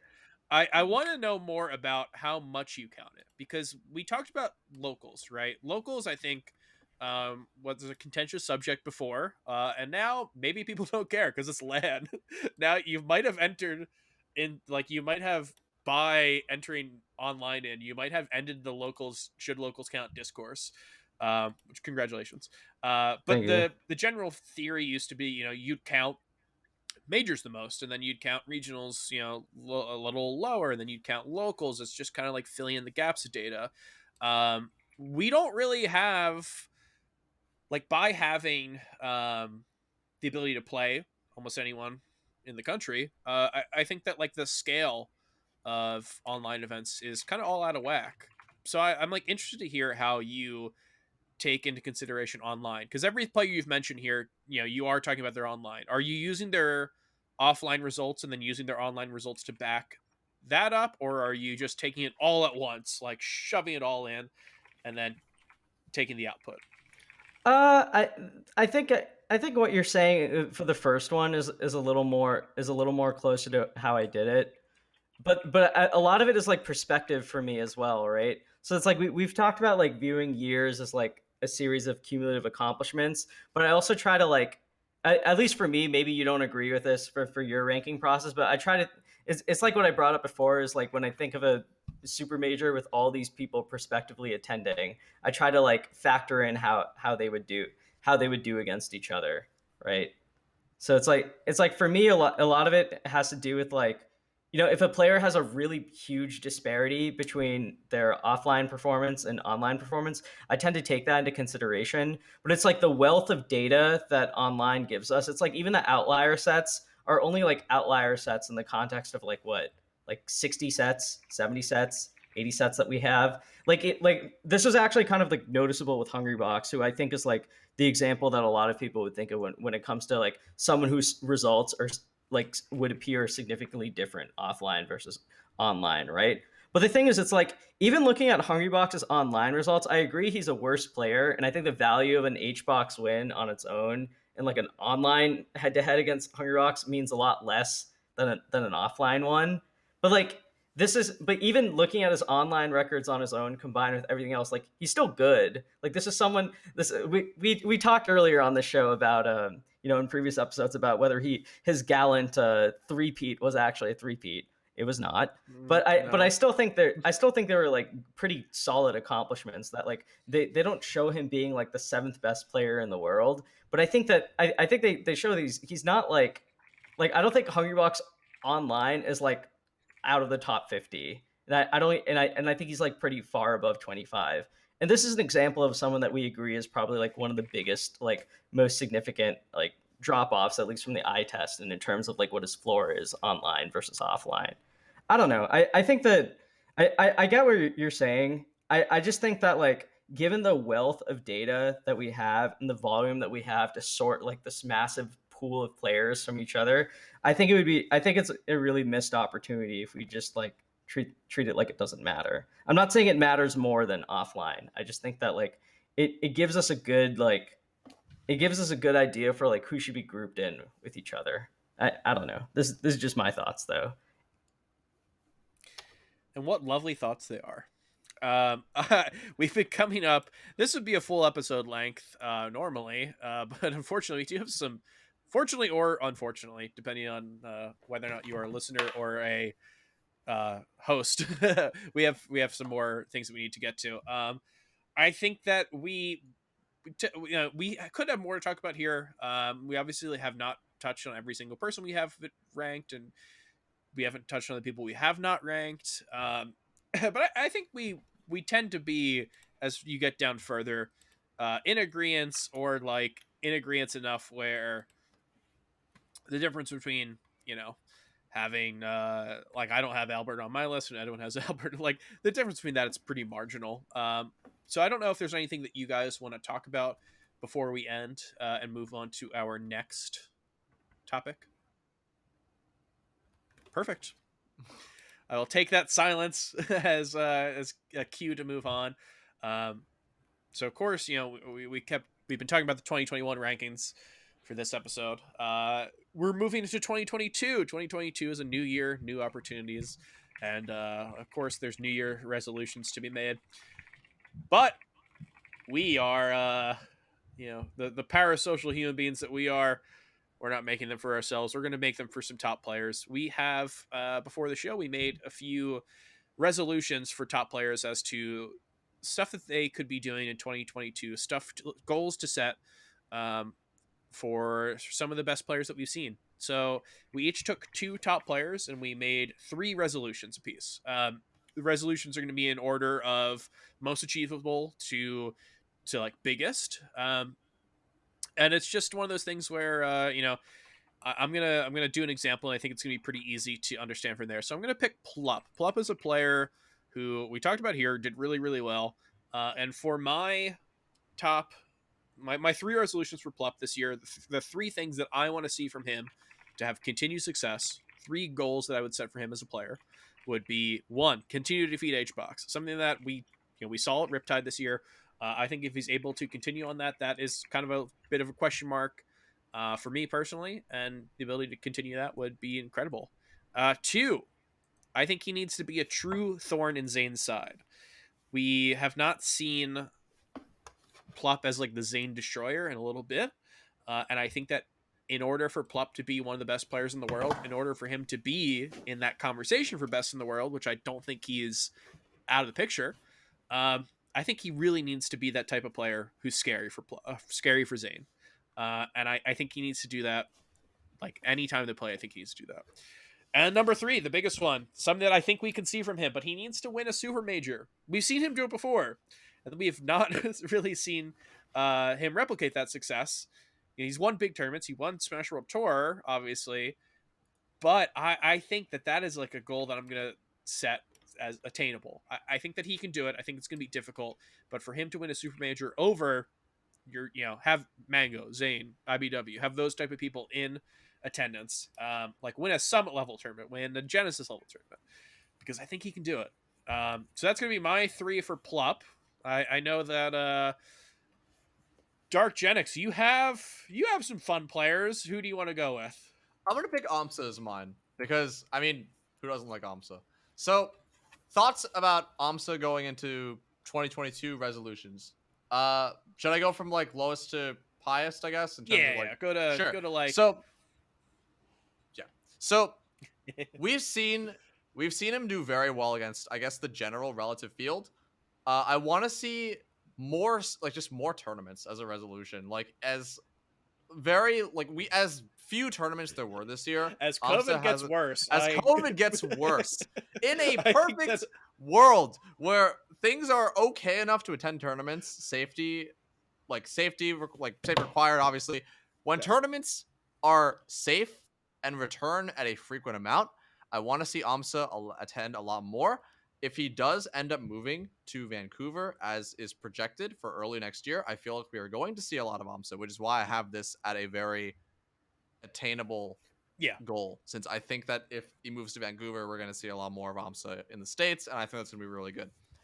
The second thing I want to see, in which we've already seen like glimpses of it, is working on a couple of the harder matchups, which there aren't too many of the people who play those matchups in Japan anyway, but more so just like the matchups that are conventionally seen as very hard for Yoshi, being Peach, Sheik, and Falcon. And we've seen like instances throughout this year alone, even, of him doing better in these matchups. He beat None at Summon 11. He beat Laud, who, if I'm not mistaken, double eliminated him at a SmashCon 2019, if I'm not mistaken. If I'm mistaken, please tell me. Beat Laud at Smash World Tour. Granted, they lose to Triff, lost to Plup, lost to Wizzrobe this year. Puff was considered one of those harder matches, and he kind of dominated, like destroyed HBox the last time they played. But I think that as he gets better at these like more difficult matchups, the demon brackets get easier for him, and there's less of those brackets which are like heavily matchup oriented. And I think I think everyone's goal is going to end up being somewhat related to this, if they're not like Mango or Zane, but winning a super major. We've seen a Pikachu do it. We've seen in the last couple of years, like Wizzy won his first super major, etc. I think that Yoshi can win a super major, and I think Amsa can do it. It's just a matter of getting a bracket that lets him do so. Mm-hmm. We've talked about this for a little bit now, but it just becomes more and more realistic. Is that like Amsa and Yoshi, by by that standard, Amsa's a player who can win a super major. He's definitely needs a bracket. It's like Axe's Summit run. He definitely needs to avoid people. But with the way that we've seen like talent line up, it's definitely very avoidable. Like there are scenarios where he could avoid Wizzrobe. He has done very well versus Mango. That could be a grand finals, right? Like we have seen abilities from him to take sets off of players who are capable of being in grand finals with super major. So I don't think it's crazy to say. I think that's like a great list of goals for someone who keeps setting goals for himself and keeps like changing expectations of himself and his character every time he comes to America. Edwin, you got something for us? Yeah, okay. So it's to no surprise that the player that I'm bringing up for a New Year's resolution is S2J. I'm going to go on the list of what I think is most likely or most attainable to the thing that I think is hardest. Okay. So the first thing that I would want to see from S2J in 2022 is I want him to regain the crown of active SoCal. No more losing 3 sets in a row to Kodorin. No more like struggling with Fiction. I think S2J has what it takes to turn those losing records around and start going to Verdugos every week and winning them. The second thing that I want to see from S2J in 2022 is I want him to finish the year with a positive record against Hungrybox on LAN. We saw S2J destroy him online. The veracity or the how much that means. Maybe it doesn't mean a lot to you, but I want to see him make strides in that matchup because we've seen Wizzy have a lot of success in it. I think there's no reason why S2J can't perform at least in a way that makes him competitive or slightly better than Hungrybox in the head-to-head. And the last goal, which I think will be the hardest, is that I want to see S2J reach grand finals of a super major, and I want it to be on LAN. I think that's on the right day with the right bracket path. I think it's attainable for him. It'll be a little tough, but I want to see the return of the person who tweeted number 3. But I want it to happen on LAN so that we can all look back and see that my faith in S2J was rewarded. No one was saying that he was going to be bad. All of us agree he's very good. don't gaslight me. No. Well, you know what? I respect the getting to grand finals of a super major as harder than having a winning record on HBox. I would probably flip him in my mind. That's a take. I did consider. I like it. I did consider that for a little bit, but I think winning record. Hasn't he done it before? If you count Shine. No, he hasn't. No, he didn't make grand. He didn't. Like I don't know. Oh, it's Shine 2019. No, that doesn't count as a super major. I have one for Axe that I would want to share because you mentioned 2, right? Through the top 20. Yeah, breaking the top 20. Yeah. Well, so we were talking about Hungrybox before. My first one for Axe is that I would want him to go positive versus Aklo and Moki. We've seen those two kind of give him struggles in both formats of the game. We were talking about Axe versus Fox earlier, so I feel inclined to bring that up as examples of top 20 Foxes that would be scary for him in bracket. The other thing I'd want to do, just on the same note, I'd want to see him take a set from iBDW or Leffen. I think like on the right day, like if he's playing super hot and like on fire and he gets into a rhythm or whatever, I think he could potentially do it. And the last final thing that I want to Like, see from beat Slug. Beat Slug. No, that'd be great. I want to see him. I want to see him beat Hungrybox. It's been too long since he's done it. I think it would just like it's literally been so long since he's done it, and since then it has looked like so ugly. And it would be kind of crazy to see these two play in a land super major and to see Axe beat him. Nice, I like it. Justin, who is your second player? I had a bunch, but I think that I actually is not going to be one of the people I sent you. But Okay, no I was worries. talking about Kodorin, actually. Okay, cool. No, I wasn't. I know what you're thinking. But yeah, so first thing, first goal, end the year higher than 10. I think that he definitely, like, a lot of the reasons that we've talked about him ending as 10 are more so that there's no one really to contest that 10 spot, and he's not at the same level of results as the first 9. I want to see him like at 10 in a year where Leffen exists, where there are a lot more results. I think as like he is one of the only top players who is regularly attending events, and I think that it's just it's a good sign, like mental wise, show that he like has just he wants to go to events to learn and improve, etc. And I think that just seeing someone like that do better is just really nice. And I think that as he continues to like go to stuff and continue to like do metafy coaching and whatnot, he's gonna break through, and we'll see where he ends up. But I do think that as like the minor goal is that. Second one, I think that his set versus Zane was really close. I mean, it was game 5. What is it? Summit 12. I want to see him take sets against the top 2. Like, I want to see a set against Mango or a set against Zane. That's my middle one. I think he can do it. He's definitely shown himself capable as against Spaceys. He went game 5 with Zane. The third one, as crazy as it sounds, the only reason I bring this up is because of the last discussion. I want to see him beat X. I want to see him be the Marth to take down X. I think that if there is a Marth to do it, it's going to be him.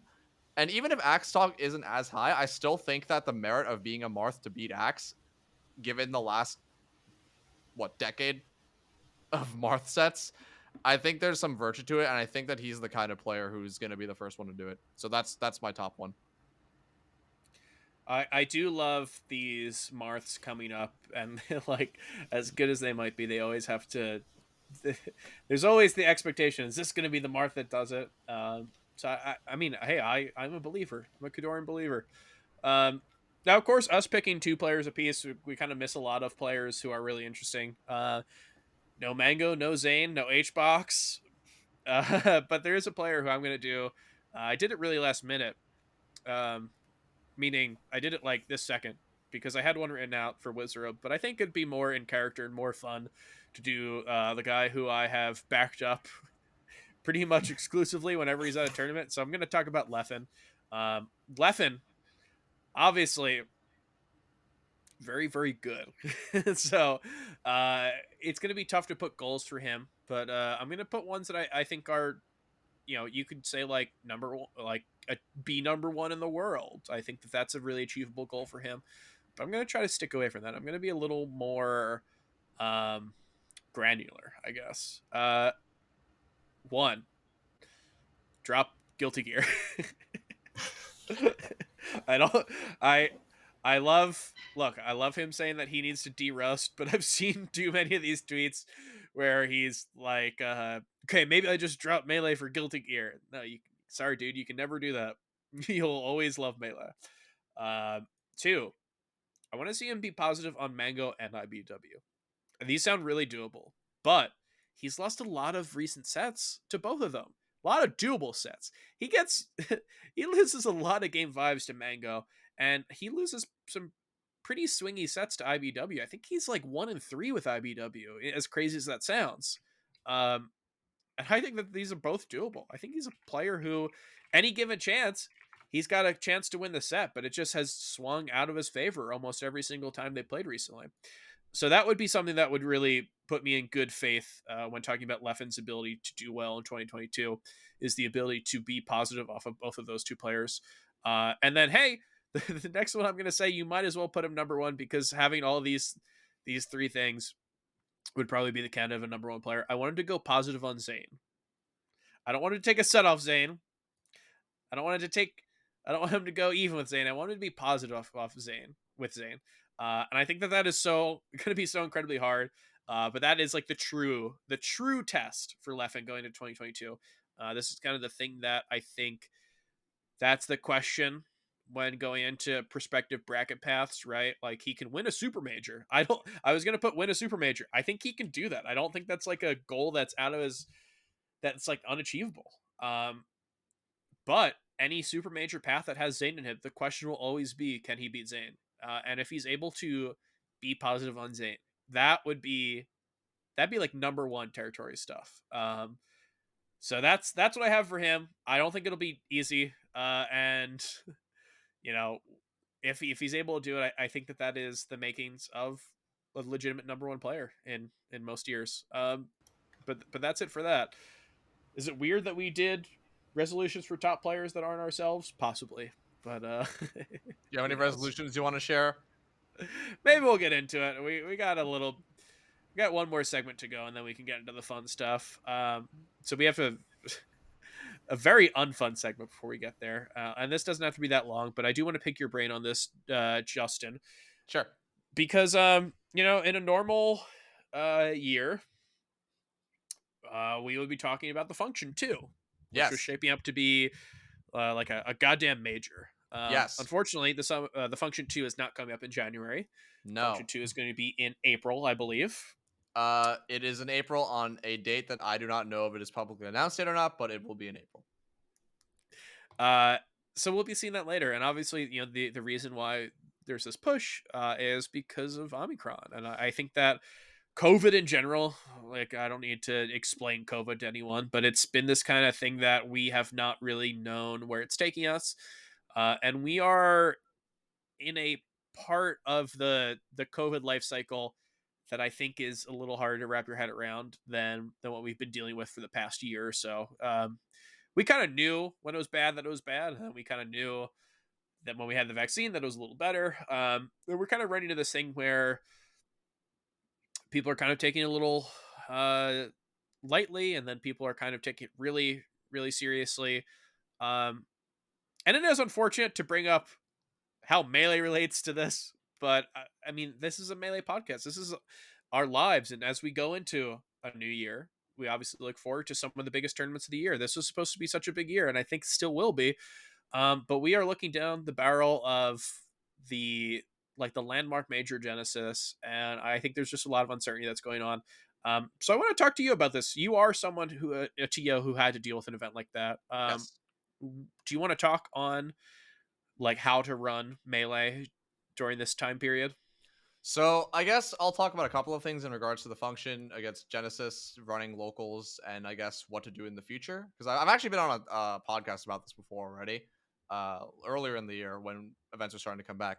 So first of all, the Function is specifically being postponed and not canceled. We don't believe. I mean, if the prospects of COVID do get worse and it looks like we're going to be in a situation similar to this for the next couple of months, then obviously we'll postpone again. But I think that it just looks, as a result of Omicron and all of the uncertainty in regards to it, as well as the increasing rate of spreading and seeming just getting past the vaccines in some isolated cases, especially with what happened at Smash World Tour, where a handful of prominent community members who were double vaccinated and sometimes boosted. This is, by the way, I am not an anti-vaxxer. Get your vaccination and get boosted. But we're still able to get the vaccine. Or not vaccine, get the virus. And as a result, like, I literally went to an escape room with Bambi, Magi, Gingerham, who is a Louisiana PR Falcon player, and Spark. and I was in this escape room with them for about an hour and 30 or an hour, and I was in the lobby with them for 40 minutes, and then we went to my hotel room and we played Melee until 5 a.m. And then the next day, Bambi posted that he couldn't smell anything, and he was double vaccinated, and I don't know if he was boosted or not, but the point is, like, as large events continue to happen, cases like this will continue to happen. And with the function itself, we are very, very thankful that our venue is understanding and they allowed us to postpone. We don't have like a deep contract lock with them that caused us to lose a lot of money. I know that there is a lot of discourse right now in regards to, like, on Smash Twitter and the Smash community in regards to Genesis and other future majors, and saying like, we should cancel this event. Why aren't they canceling? Stuff like that. But it's just worth noting that there are contracts and that financial ruin is potentially possible if these events get canceled. There were 1 million cases reported in the country as of yesterday. New cases, by the way. And it's like objectively, if you do not want to get sick, don't go to Smash tournaments. But at the same time, if this is your job and you want to take the risk and you feel safe, or you are not putting an immunocompromised person at risk, it is your decision whether or not you want to go. I know personally a lot of players who I'm friends with are deciding not to go to Genesis as a result of this. I never bought a ticket to Genesis thinking this might happen. Um, I know that like the event is going to run amazing as it always does, but I think that if your first priority is safety at this exact moment for the month of January, I would not go to an event. In the future, there's uncertainty right now in regards to if the vaccine becomes, or not vaccine, if the virus, I keep mixing it up, if the virus becomes potentially more lethal, more transmittable, if we need to get another booster shot, if we need to get another vaccine, if they announce the vaccines don't work, if they announce something else, there is a lot of uncertainty in the air. I think that as a priority, Melee is very low on this list, but because it's a Melee podcast, we can discuss it. As of right now, if I'm not mistaken, almost every tri-state local, if not every tri-state local, has canceled for the next couple of weeks, including the nightclub, which myself and Robbie run. I would recommend to most locals, if it is within your capability, to do this, because you don't want your players to get sick. If you cannot do this and you need to continue running events, social distance when you can, wear masks at all times, even commentators, separate people further apart, sanitize all the setups, all this, like the normal stuff basically. But I know that a lot of people, as a result of normalization and things becoming less severe, have stopped doing this or are more lax. I'd say make your policies stricter. Definitely keep your players safe. If there is a case that a player has caught the virus or something like that, please report it. If a player has gone, we do this for the nightclub actually. If a player has has gone to a large event, like a large Smash event, require a COVID test if they want to go to the local. I think that you can't really police people, and you also can't like enforce, because like people go to large events that aren't necessarily Smash events. But if you know someone's been to a Smash event, the least you can do is ask them to get a COVID test. I think, and I hope things will get better in February, but I think the month of January is going to be a little bit quiet, and I just wish the best for the Genesis organizers, because I can imagine this is not a fun situation for them to be in. If you go to Genesis, please stay safe. Get tested immediately after. Get tested immediately before. If you feel sick, don't go to the venue. If you need to cancel, if it's within your financial capabilities, please consider canceling, but not asking for a refund. I'm sure that financially they are not in the most amazing position right now as a result of all of these refunds that they're giving to international players. Support your scene. That's all I got to say in regards to COVID. You have us silent.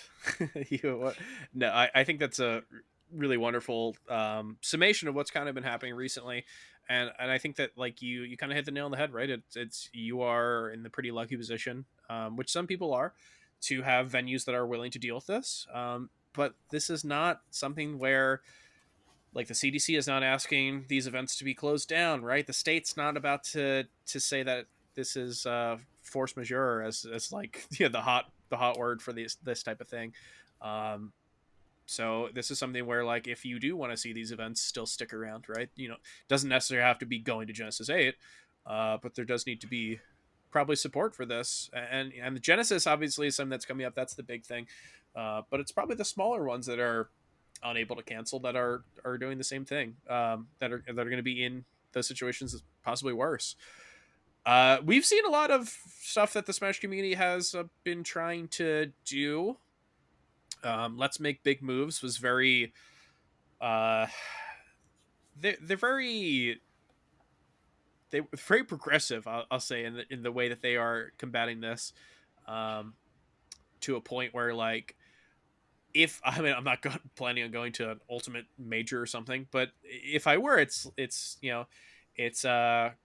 something that seems like, pretty difficult to end up going to, but that might, by virtue of that, might mean it's a little safer. You have to have, I believe, a negative PCR test from that week, and it's just something where, like, you're getting to the logistics of what we have in terms of testing, right? It's like, if you are not able to get a test, then that probably means that you shouldn't be going to anything.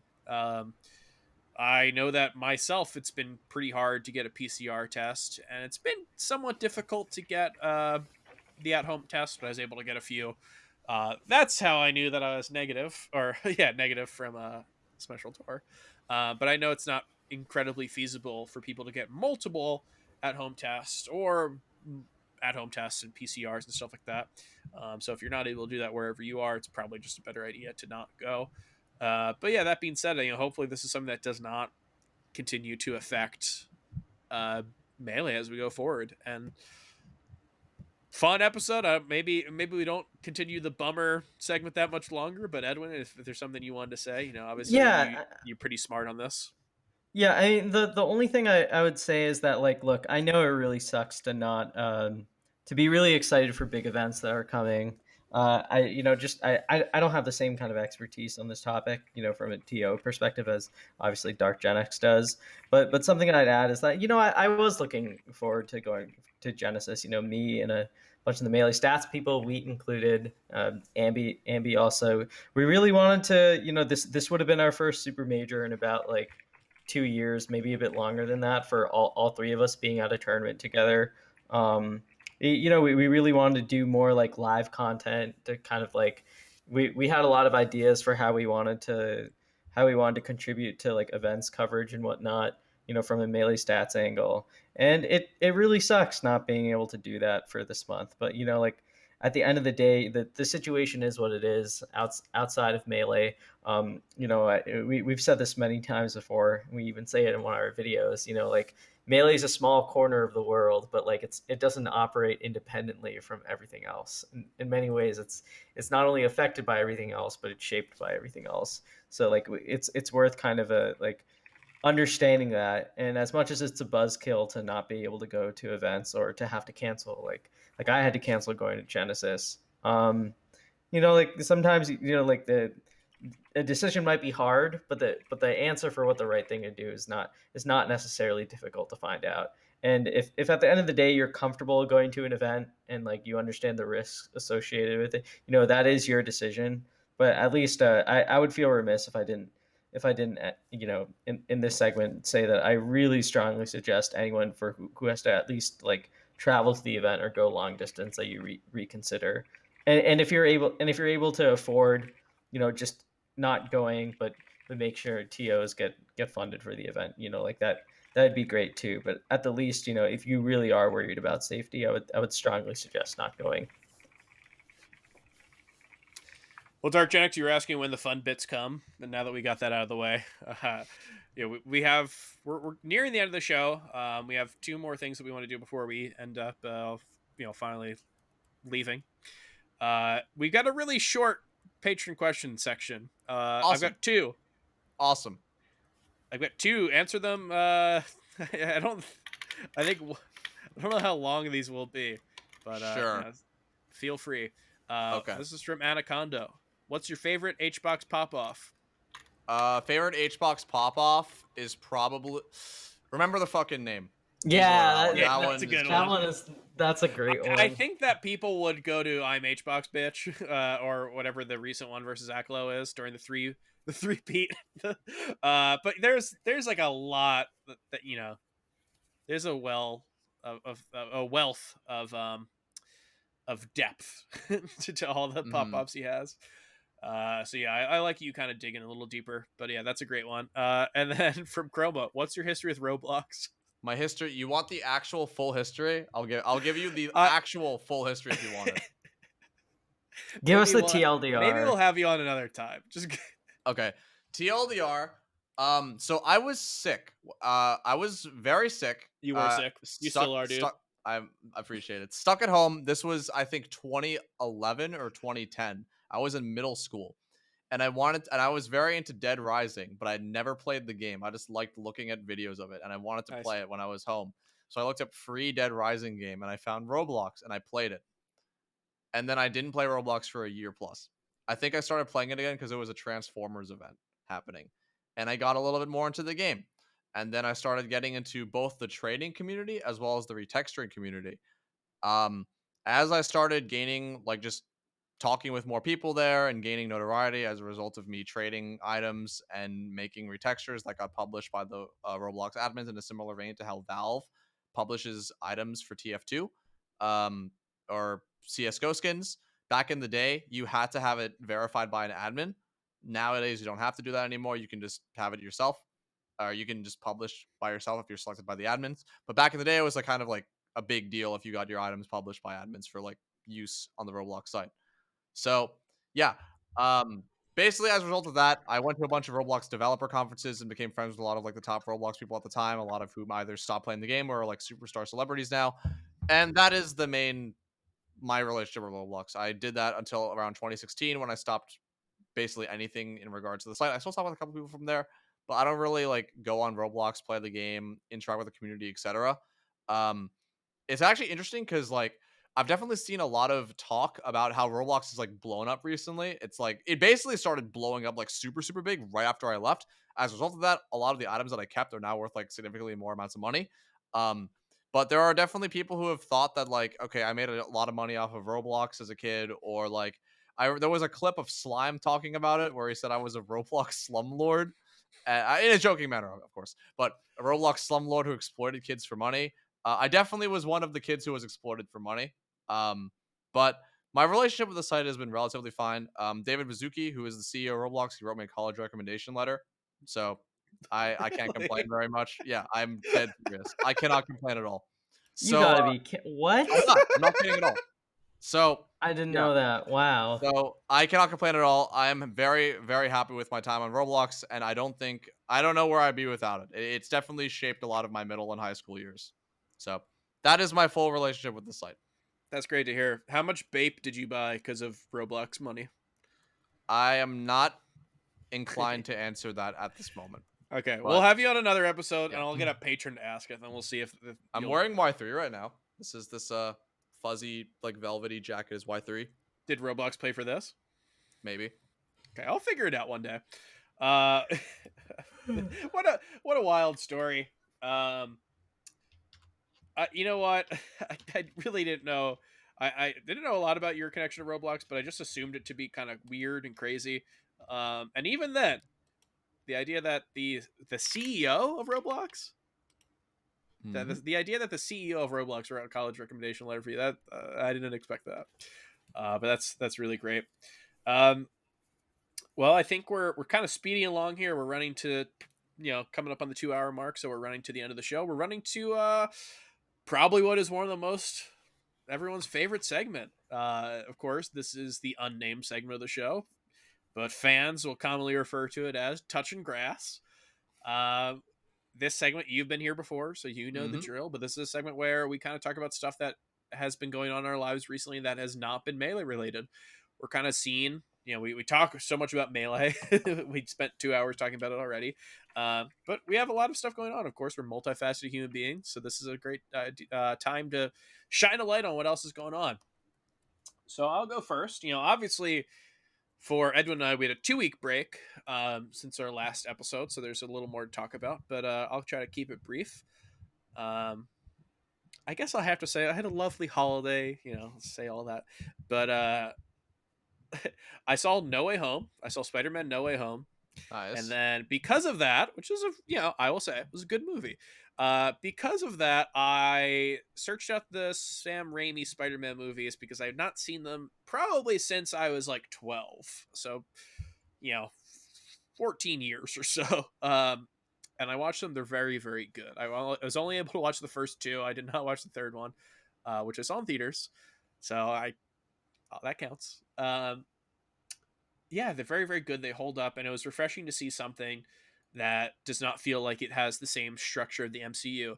That being said, in terms of content that I consumed over the past 2 weeks, Spider-Man by an hour was probably the most substantive, but by how it affected me and changed the course of my life, it's not Toby, it's not Tom, it's not Andrew, it's not any of the Spider-Man. The content, the person who made the content that I watched this past couple weeks that affected my life most goes by Iman. And I'm talking about Pokimane. I have been watching, unironically, a lot of Pokimane VODs and a lot of Pokimane streams. I don't know what I can say, but she makes great content. I want to be clear that I'm watching for the content. No one think that it's anything else. Don't get it twisted. For the content. I'm deadly serious. I like Yeah. It's all part of the plan. She's a great content creator. I suggest watch any of her unbanned videos. I literally feel like a 13-year-old, recommending Pokemon videos, but she's a consummate entertainer. She's a great performer. It's very funny to see her read out some of these very weird fan requests, and I think she plays off it great. I also want to introduce before we end this my little segment here, before I throw it over. I said this to the Patreon, to the patron chat that we have in Discord, and no one bit. But I have the tip money. I've got the tip jar function on Twitter, and any tips I get on Twitter will go towards a nest egg to buy Pokemon merch. Nice. I will not use this for anything else. It will not give me food or shelter. It will give me Pokemon merch. So if you want to see me rocking a fresh Poke sweater or something at the next major that I'm at, that would be the way to do it. Twitter.com/gimmedhatweet, that little money button. Edwin, what's been going on with you recently? So I've been replaying The Witcher 3. It's been a while since I played it. I beat the game in like 2017 or so. I just went back to revisiting it because I saw the new season of The Witcher on TV and thought it was awful, and so it was just like it was so bad it made me want to replay Witcher 3. So I've been playing it again, but obviously the time which I played Witcher 3 was a very different time than where I am right now. So playing through the game, I have a bit more of a critical eye, not just for the gameplay but for elements of the storytelling. And one thing I want to mention, before I say everything else, I love the Witcher series. I think it's a really good series. I really like the game. I love the characters in it. I'm very invested in the relationships with each other. I think it is a really good series. There's just like a few things in it that I think like at its core sort of embody the time period in which the books and the short stories came out. And I think like in general, an increasingly big pet peeve of mine in media is when like gritty stories are told about fantastical worlds that get boiled down to this like incredibly reductive idea of like human nature being inherently selfish, and like this being applied flatly in every single situation is just like it bothers me more and more because it's like we're talking about a world where there's like magic. We're talking about a world in which like yes, there's like feudalism, but there's so much potential for like all these completely like these completely like universe changing elements and like dynamics to it. And there's a lot of interesting potential in the way that can impact human beings' relationships with each other in unique ways. I think an example of a story that does this really well is Looper, which is an old movie from like the early 2010s. It's a little sluggish around the end. It doesn't quite all add up, but I think the way that Looper shows time travel and how its impact on human relationships and how it uses that as a medium to explore like generational trauma is really interesting because it's taking something specific to the universe and using it to explore this concept in a new way.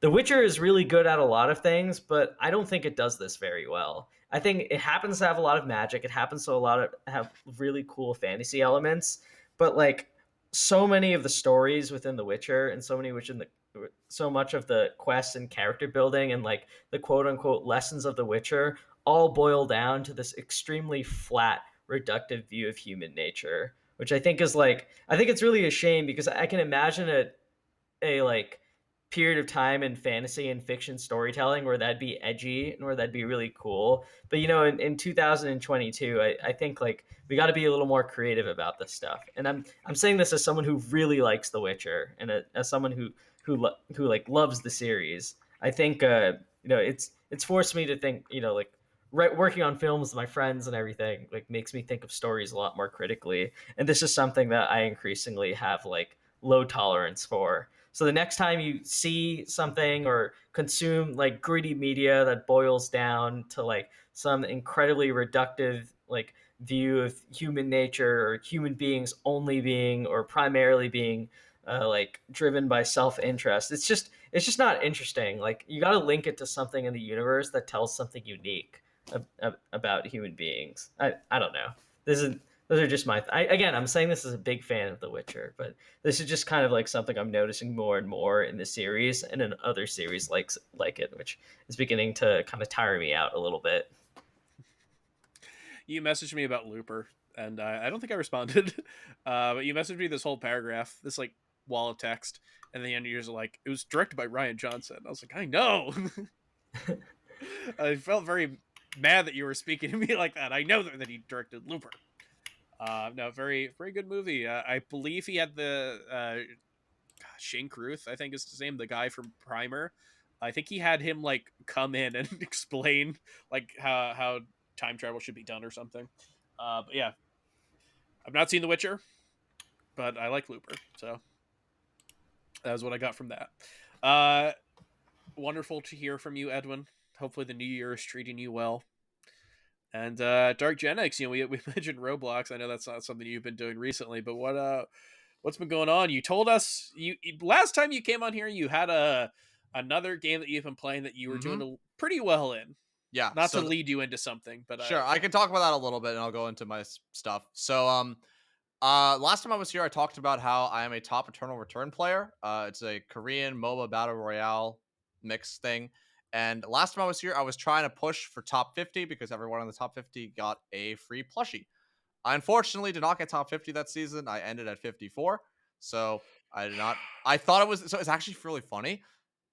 The page bugged out and said that I got the plushie, but I actually didn't get the plushie. So I thought I actually got the plushie because people got banned or people cheated or whatever, but I actually didn't get the plushie. So it was like, whoa, I actually got it. And then I actually didn't get it, but whatever. This season, I'm currently 24, and I've been top 30 this entire season. Actually, if it wasn't for yesterday, I would be 20 right now. So I'm chilling. I made a little bit of a breakthrough in regards to stuff. The game itself, I do genuinely enjoy it. Every single one of my friends tells me to not play it because they think it's bad for me, and I kind of see their points with it. But I've been playing a lot of that recently and doing like content for that, just making like vids. I make YouTube or not YouTube, Twitter videos and Twitter memes for their official Twitter account actually. So I do that sometimes. I also, as a result of that, I can't really talk about it too much, but I got hired to do social media stuff for an upcoming game that a bunch of esports people, including some players who are in the Smash community, and you'd probably be familiar with, but I can't really talk about it to a great extent right now. I'm in a project with them. wow, So is it Breakneck Emergence? it is not Breakneck Emergence. I can assuredly say that. But best of luck with fiction with that game though. It looks really sick. I haven't played it myself, but it looks very good. Regardless, so I'm doing that. I'm doing social media for that.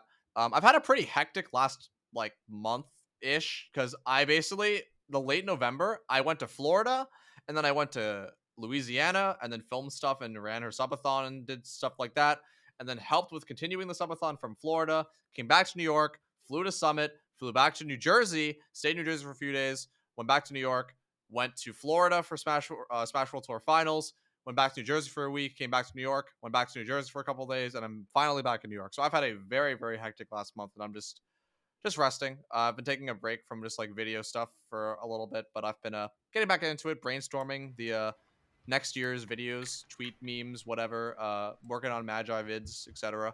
Um, the one thing I think I do want to bring up that is not really in the most people's minds. I think two things. I think so. The first one is we've been planning this for like over a year at this point and never got it off the ground. But I want to make it one of the.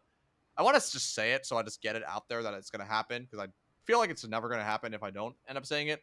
We're going to start the NJSBM podcast probably with myself and Acidics as the hosts. So I know it's kind of like it's Smash related, but it's like just something I just want to say that I've been working on because like I do want it to happen at some point. So that'll happen at some point.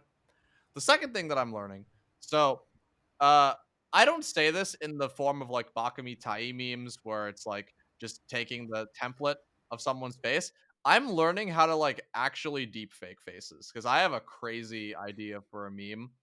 And just in general, I think it's like it might be the most intensive thing that I've ever done if I end up doing this correctly, and it'll probably take a real long time to do.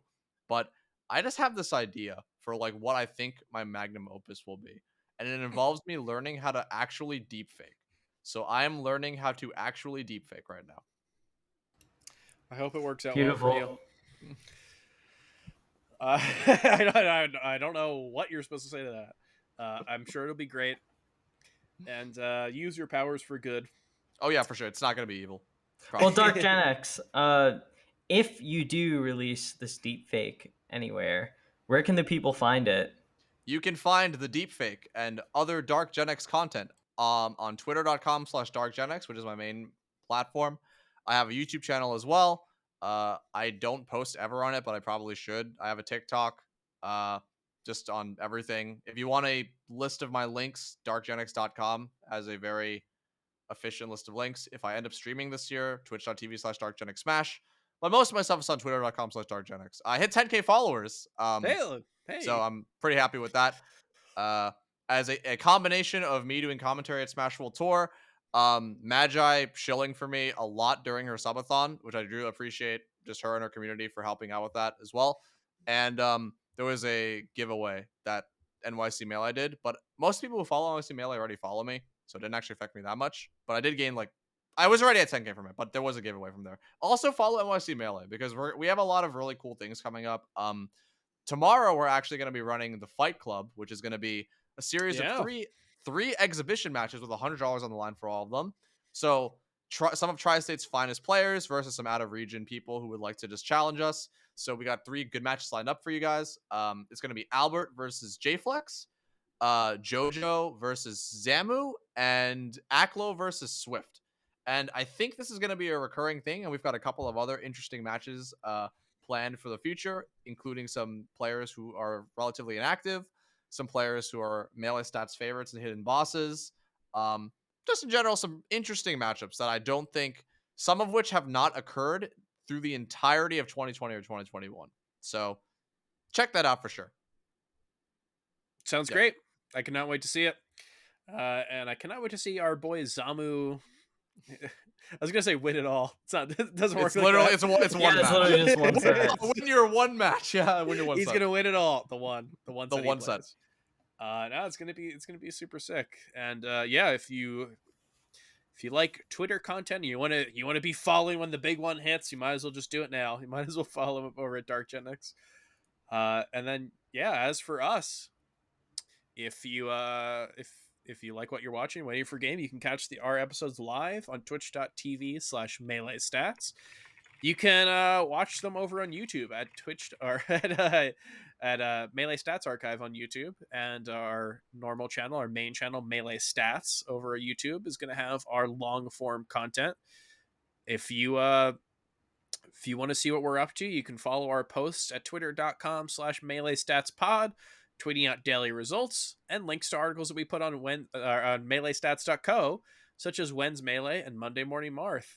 And if you love everything we do and you just want to support us, patreon.com/MeleeStats. A little rusty. We shouldn't take another week off. Unfortunately, the plugs were the ones that kind of got the rust, but we got them out there.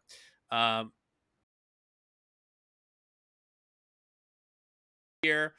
And Edwin, I appreciate you coming on, letting us beat up on you. All in I'm the at name 2 of out of 5. content. Oh my god. I got 2 X's on my card. I'm waiting for my next 3. I'm gonna get my I forget what the thing was, but I'm gonna get it. Let me know. We're gonna be stuck with online for another like 3 months. This is the way it's gonna be. What We're a gonna see wonderful, what a wonderful message to end this podcast on. So what you're saying is that Summit will use last Summit's requirements if everything's online right now. Is that what you're saying? Maybe. All right, you two. Thanks for being on, guys, and thanks for everyone who's watching. This has been Waiting for Game, and we'll catch you guys next week. Peace. See ya.